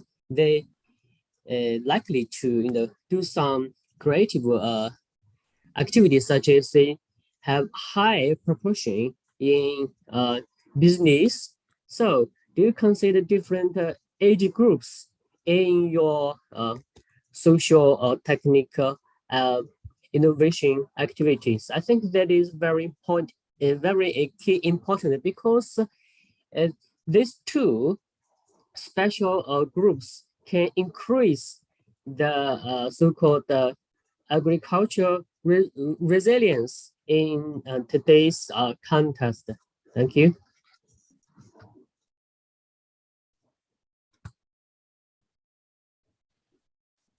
Justina, the floor is over to you. Thank you very much, Thank you, Daniel. That was, I think, a very big bite that you've taken, and it's a very good work. I think for my comments, maybe to Daniel and to almost everyone, usually we talk about technology transfer and where actors will lead into the disseminations. But beyond the transfer, have we looked at because for me, you go to the field and then you interact with farmers. And then the comment is, oh, the extension officers came here, introduced this technology to us. But beyond that, we've never seen them again. So you realize that our technology transfer roles as actors, it ends at the dissemination. Beyond dissemination, what can we do to ensure that the interactions continue, monitoring continues, that we know that they are using the technologies in their right combinations? So that was just briefly for everyone, and then if Daniel can equally answer that.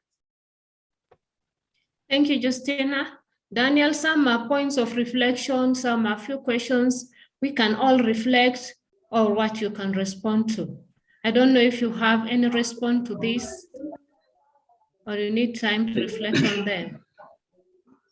Okay. Daniel, over to you. Yeah, okay. Thank you, Doctor. Thank you all the professors for giving us very interesting points, suggestions, comments, which add up the value of the paper. Really, I am lucky to have you all and to the opportunity of presenting in this event. So I benefited a lot. To reflect on some regarding the radical innovations. Actually, I think it's better to consider it again. But when I say radical, I mean I am trying to differentiate the innovations with the existing, like local innovations, indigenous innovations. When you talk about innovations, we may have different types of innovations in the area. So I am using this concept to differentiate these innovations from the other innovations existing in the area. But I thought, even to consider this concept, this term again. So I took it as a very interesting comment. Thank you for that. Regarding the dynamics of niche, let me start from the last and then I'll come to the first. Regarding the dynamics of niche to the region, yeah, especially the international private company, it starts at niche level, the innovation, the technology transferred to the farmers, and this innovation affects the regime level actors too.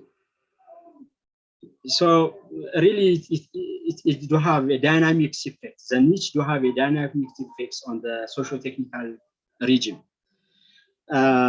Regarding the power issue, I mean, I am referring power for the next paper. Actually, I have done it power power dynamics on my second objective, and using social network analysis and other perspectives.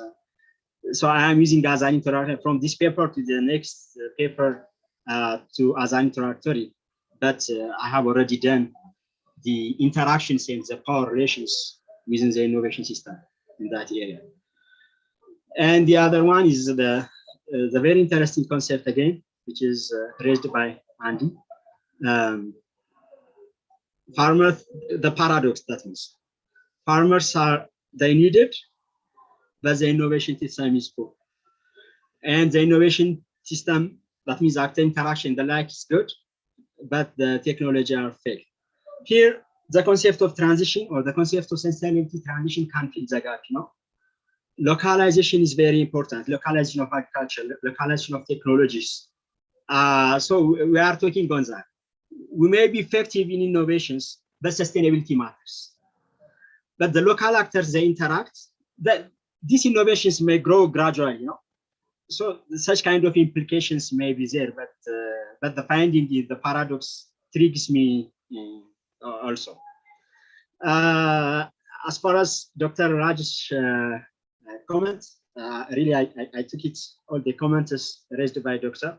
Rajesh, but I have an empirical literature for over the whole dissertation. I go straight for that. As I have already told you in the introductory part, my dissertation focuses on this concept of structural and functional analysis, and also the concept of social network analysis or power relation, and also scalability. So I am trying to look scaling with systems perspective. So I do have a literature for all of these issues.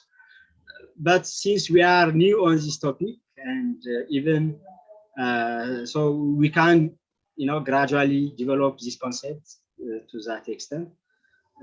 Finally, really, I really appreciate, I really thank you for inviting me to present my work on this event.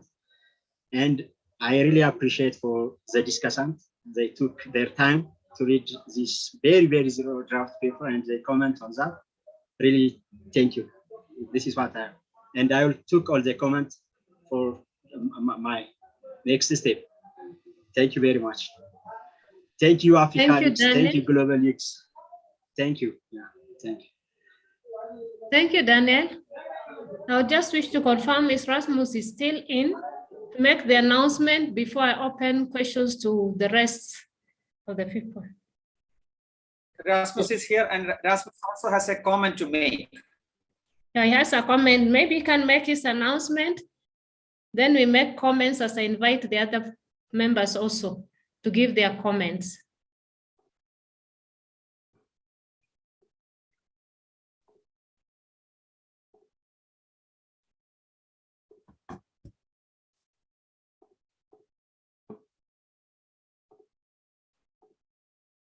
Yes, so hi everybody. I'm really enjoying the discussion. Very interesting.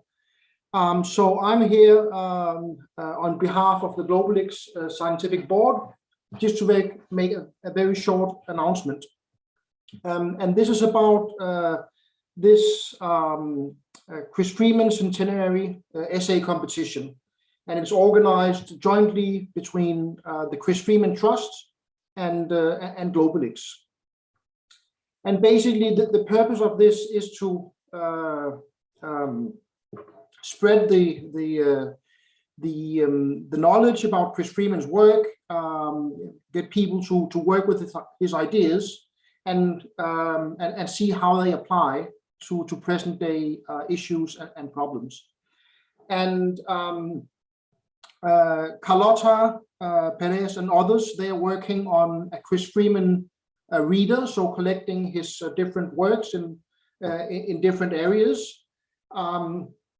So organized into these different topics that you see on the screen. So Chris Freeman made contributions in an extraordinary a number of areas.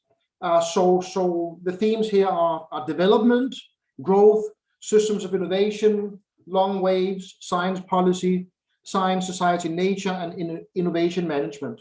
So, so essays could be within any of these themes. And if you go onto the Chris Freeman website, you see the link here on the screen, then you will be able to access most, if not all, of these readings. And this competition is open to early career scholars, and in this context, that means PhD students and those who have completed their PhD no more than 3 years ago. The essays are to be quite short, actually, so 1,500 words.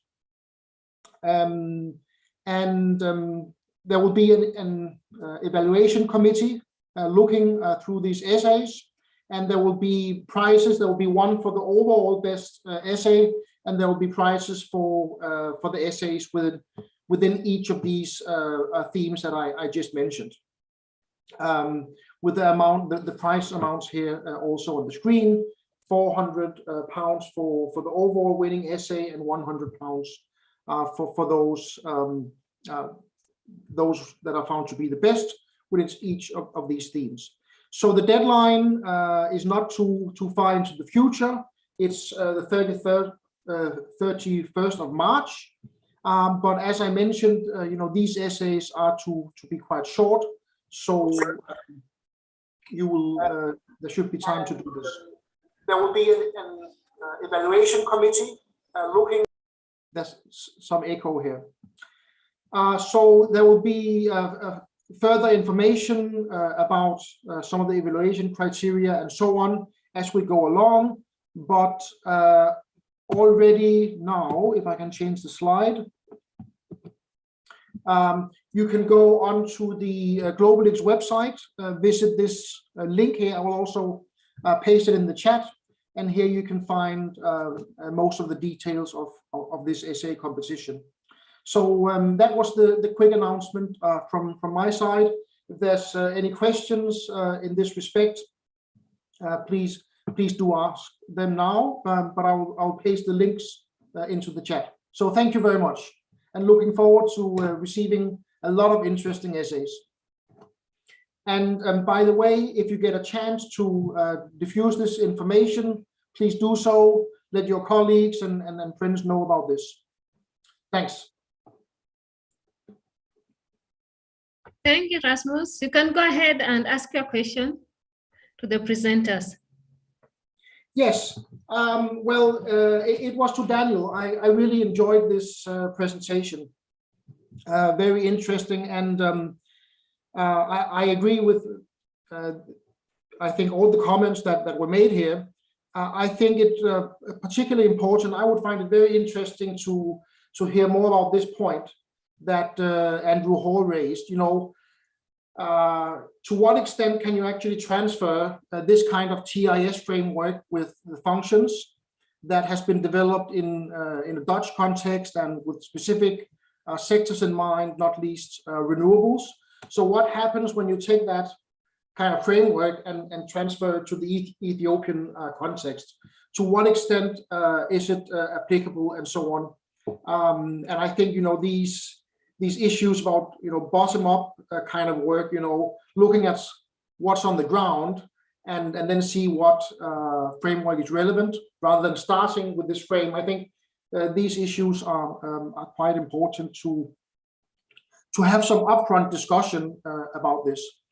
And I'm the point I want to make is that some years back, I did some work together with Lundvall and Judith from, I'm from the Department of Business and Management at Aalborg University, so colleagues with these people, and we did some work where we wanted to look at the interactions between innovation systems approaches and global value chains. And basically, the reason why we wanted to do that was to, you know, think about mutual learnings, and from the perspective of innovation systems, the issue of methodological nationalism, looking at everything within a national frame, but also exactly the point that has been pointed out today, which is about power relationships. Because this is something that the global value chains literature actually says something quite a lot about, of course, within the particular frame that it has. So looking at power relationships between companies and consumers and producers within such a global value chain. But we thought there could be such mutual learnings. We did some bibliometric work to see to what extent is the kind of mutual learnings between these two approaches. And the overall finding is that, there's almost nothing. I mean, these two pieces of work, these two bodies of work, they don't talk to each other. But there was one exception, and I think that that's important here, because the exception was the agricultural innovation systems approach. That approach had actually referred to and looked quite a bit into this global value chains literature. It appeared in the bibliometric study we did. So therefore, also my question is,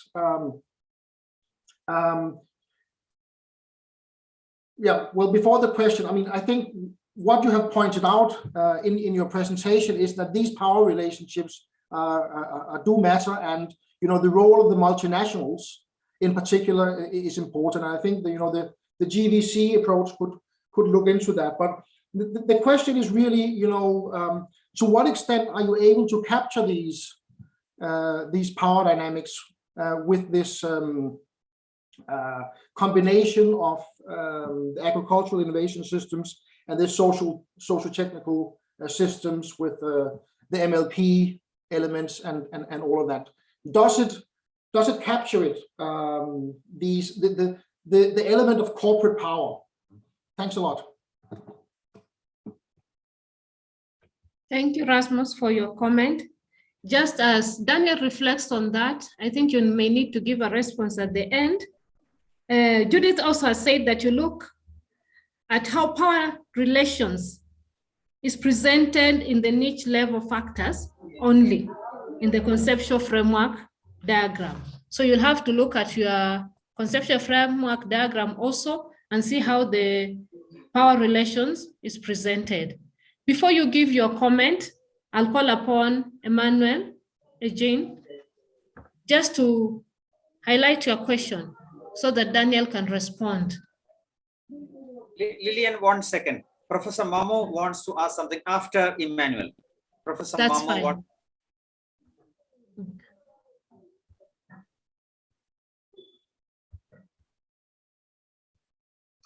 Emmanuel?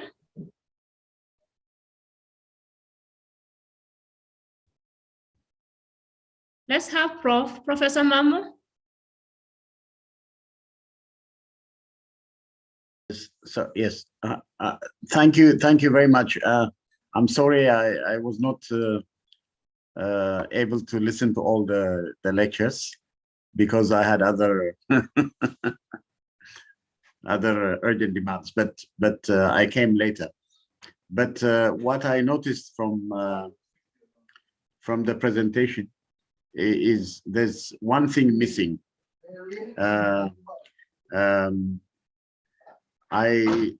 Now that we're in the digital explosive technology time, and we have also a learning itself has been changed. Now the technology is changing it, which means that people can access how to do the farming, by applying technology without having to go through all the processes of, the knowledge that we know, to acquire degrees and things like that. So because we have that, is there any chance that we, in all your studies, you add the what we call digital agriculture? In other words, how can we also incorporate or at least integrate the digital side along with all the other things you have been doing in this innovation system now that how do we bring that part? I think that's an important matter we need to think about, because in countries like Kenya, many interesting things are happening in terms of how ordinary people are actually making a big change in almost all their lives. Old people, illiterate people, everything. They are changed, but on the technology side, they are getting into it. How do we use that to actually modernize agriculture and transform it? Is a very important question. So I just want to raise that point. But I also, I hope Rajesh will say it, he's also part of the scientific board. We are now also doing something on south-north, north-south, south-south inter-university linkages. And then we have with the European Commission, along with the universities in Ethiopia, we are now working on how do we do center of excellence? In other words, how do we build research excellence also? So there's going to be a conference, and there'll be interesting people will be coming from the European side and from also the other parts of the world. So it will be on the 27th January, it's very soon. But I think I put it on the chat. You can see the link. And if you could join us, it would be very nice. And I just want to say that to you. Thank you very much. I appreciate it. I hope I didn't take a long time. Thank you, Prof, for your comment and even the announcement. It is just in time, 27th is next week. I'll ask any other person who has a comment to make before I allow the presenters to give their parting shots. Any person any member, just unmute, give your comment, question, before I hand over to the presenters.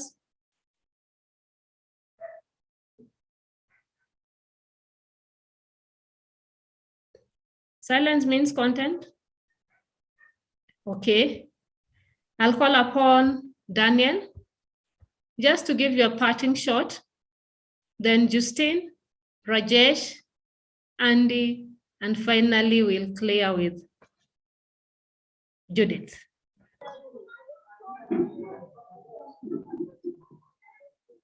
Okay, may I continue? Yes, Anne. Okay, thank you. Regarding the digital agriculture, it is a very important and critical in the agricultural innovation system, especially on the knowledge production and dissemination aspect, on dissemination function, even on knowledge development function. We need to look at the digital aspect. So in the future, we need to integrate on our framework to evaluate, to assess, to understand, especially the agricultural innovation, because we are currently on digital agriculture. So we need to look these concepts on our framework, and it is a very important issue, which is raised by Professor Mamu. As far as the framework is concerned, which is raised by Dr. Rasmus, really it is interesting and it catches in our context, especially even in the future, we may look to come up with the developing countries context, with the sub-Saharan African countries, with the Ethiopian context. We may develop that framework gradually, but these functions, structures, and multiple perspectives, they capture the innovation process, the existing innovation process in the country.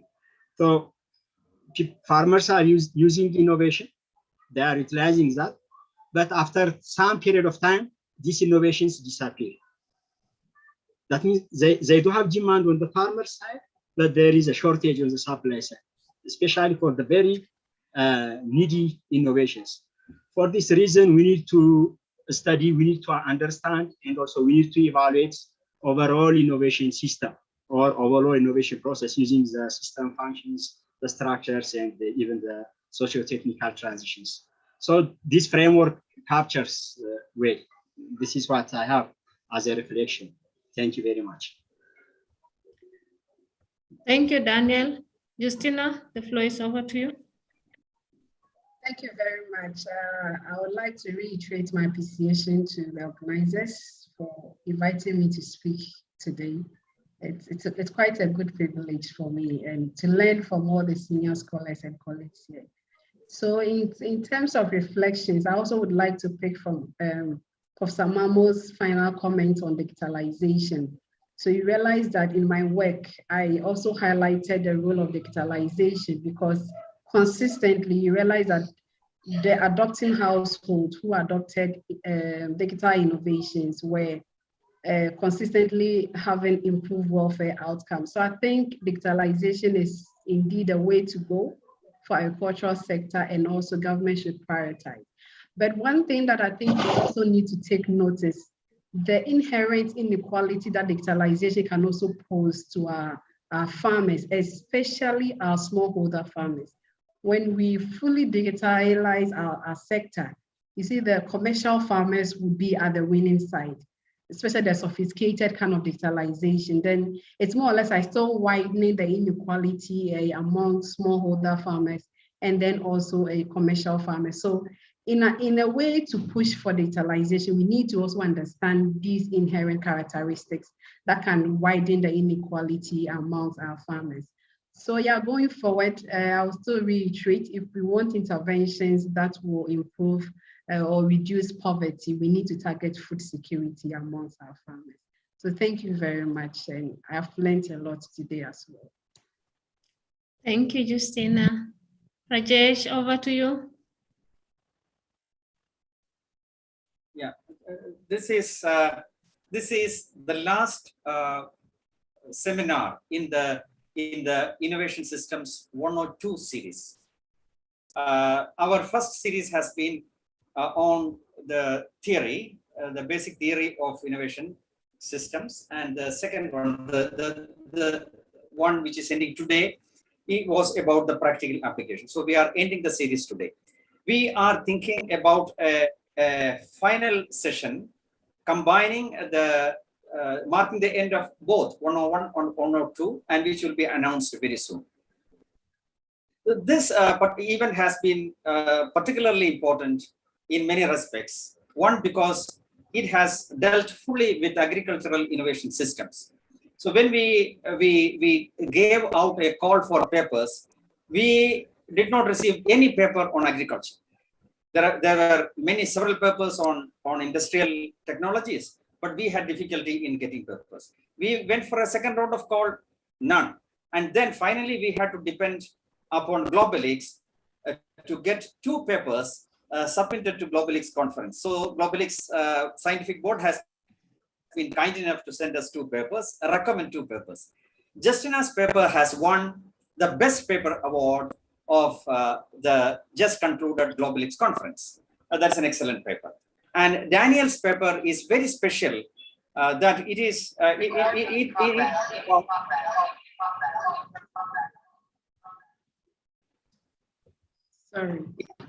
it brings out hard ground level realities of Ethiopia. So I understand that thesis, his thesis is very good thesis. It's a wonderful thesis.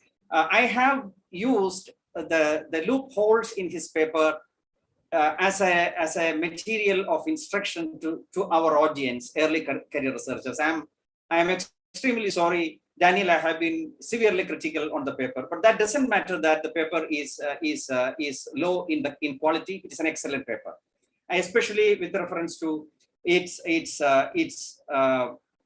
analytical framework. That's a very important thing. I would like to learn from you how to use it in Indian context. So I'll be approaching you very soon. So I take this opportunity to thank all, especially Rasmus. Rasmus is the Vice President of GlobalX.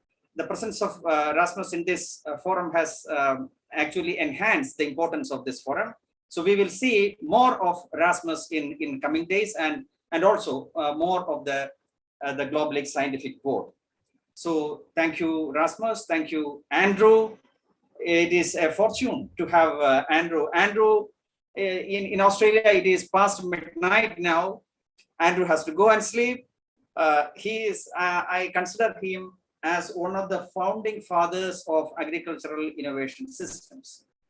So he has developed this concept way back in early 90s or mid 90s, independent of the SPRU School of Innovation Systems proper. So we will have a special separate session with Andrew in the lead.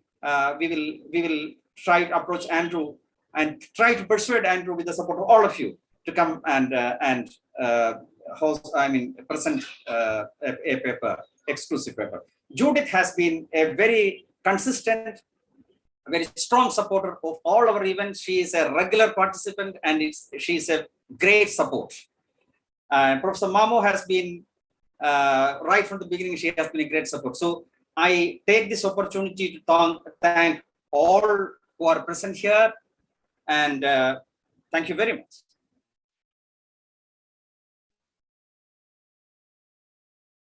Thank you, Rajesh. Maybe I'll just ask Judith and Andy to give their parting shots. Though Rajesh seems to have closed for us. Andrew.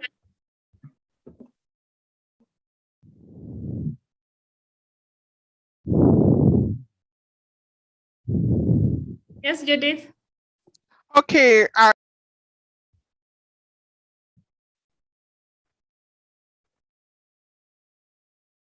Please, Andrew, yeah, I thought Andy was going before me, but I want to thank Rajesh for inviting me to be part of this Freeman series, and it's only fitting that I end with Andy, because when I started this push for ensuring that the innovation systems concept was embedded in the global south in the agriculture sector across the Africa, Caribbean, Pacific region, Andy was one of those people working with Lynn Maitelka and Banji Oyeyinka, who said, well, that is a mad woman, but we want to work with her. So it's really it's really rewarding to see how far this has come, and it was really heartening to participate in reviewing these two papers, just to show how the evolution has taken place, how the embedding, and how the future is shaping up. So that's what I take from this session. So I thank Gubelix and Freeman, and then to see that I'm getting to work with George again remotely on innovation systems, and it's really, the community is small, it has expanded, but it's still what should I say, very connected, and that's good. And my last word, we are not studying innovation system performance for studying innovation system performance. We are studying it to shape improvements to benefit society. So we always talk about social and economic use. So I just want to remember, we're not just studying it because we like to study it. At the end of the day, we must see that the outputs are being used and being used to shape policy. Okay, so I want to leave on that note, because now as I fade into retirement eventually, I want to make sure that the young scholars, the young researchers are connected to the issues which shape innovation systems to deliver on the promise. Thank you. Andy, nice to work with you again from since 2003, 2004. And Rajesh, thanks, and thanks to everybody. And I wish Daniel and Justina great success in their work. And of course, GlobalX, sorry. Thank you, Judith, for that comment. I know you're not retiring soon because you're still here to shape many more. Andy, over to you. Yeah, thanks very much. So, I mean, thanks to Rajesh, pleasure to be able to interact with this community and wonderful to see early career researchers coming through, working with these concepts and working with them. I mean, Justina's paper bringing to the forefront this welfare issue, which is the point that that Judith just made. Very important to keep in sight why we're doing this. Obviously, very enjoyable to meet old friends again. Judith and I have been kicking these ideas around for probably longer than we'd like to think about. And nice to see that the community, and George Segby, George, I was just saying, it's a long time since I've seen you. Nice to see that the community is growing. And I look forward to interacting with the community in the future. Just one kind of final comment. I still do quite a lot of work advising ministries of science and technology, for example, on innovation systems. And they say, well, Australia's got a very powerful innovation system. How do you do it? Can we do it like you? And that's kind of missing the point entirely. And I get increasingly worried about the use of innovation systems as a diagnostic tool, because it presupposes what the answer is in some sense. And I think one of the things that we're not doing enough, which I think would reinvigorate the innovation systems idea conceptually, is to look at what's working. Where's the water already flowing downhill? And what can we learn from that in different contexts about how innovation works? And not just this sort of very obvious innovation about new varieties, the stuff that's hidden away in the informal sector on the periphery. What can that teach us about how innovation works and the capacities we need to build to drive innovation? How can those periphery forms of innovation disrupt and transform the innovation system as it is at the moment? So I think that's something I'd like to see a lot more of. Positive stories of, well, here's innovation happening, instead of diagnostic studies of telling us why it isn't happening. So that's all. I look forward to interacting with you further into the future, and it's been a pleasure, even though it's 2:30 in the morning. Thank you, Andy, for being there. Thank you for the excellent comment. I wish to thank Justina and Daniel for your excellent presentations that have made this day what it is. Thank you, Andy. Thank you, Judith, for your comments. Rajesh, for discussing the papers. Thank you, Andrew, George, Mamu, Prof, who has always been there for these meetings, and the rest of the people that were here this day. I wish to say thank you to all of you. Indeed, you have made this day to be a success. You've made this series to be a success. As Rajesh says, this is the last session. And I want to thank you, all of you, for having participated today. Thank you. Rajesh, can we all join for a photograph before parting? Can you all switch on the... Please. And of course, we should thank not just Rajesh, but also Indu, who's behind the scenes helping us make sure people get connected and stay connected, and so forth. And this whole community, this is impressive that we started with over 50 people and we still have 37 people after 2 hours plus. So obviously lots of interest here. Thank you so much, Andrew.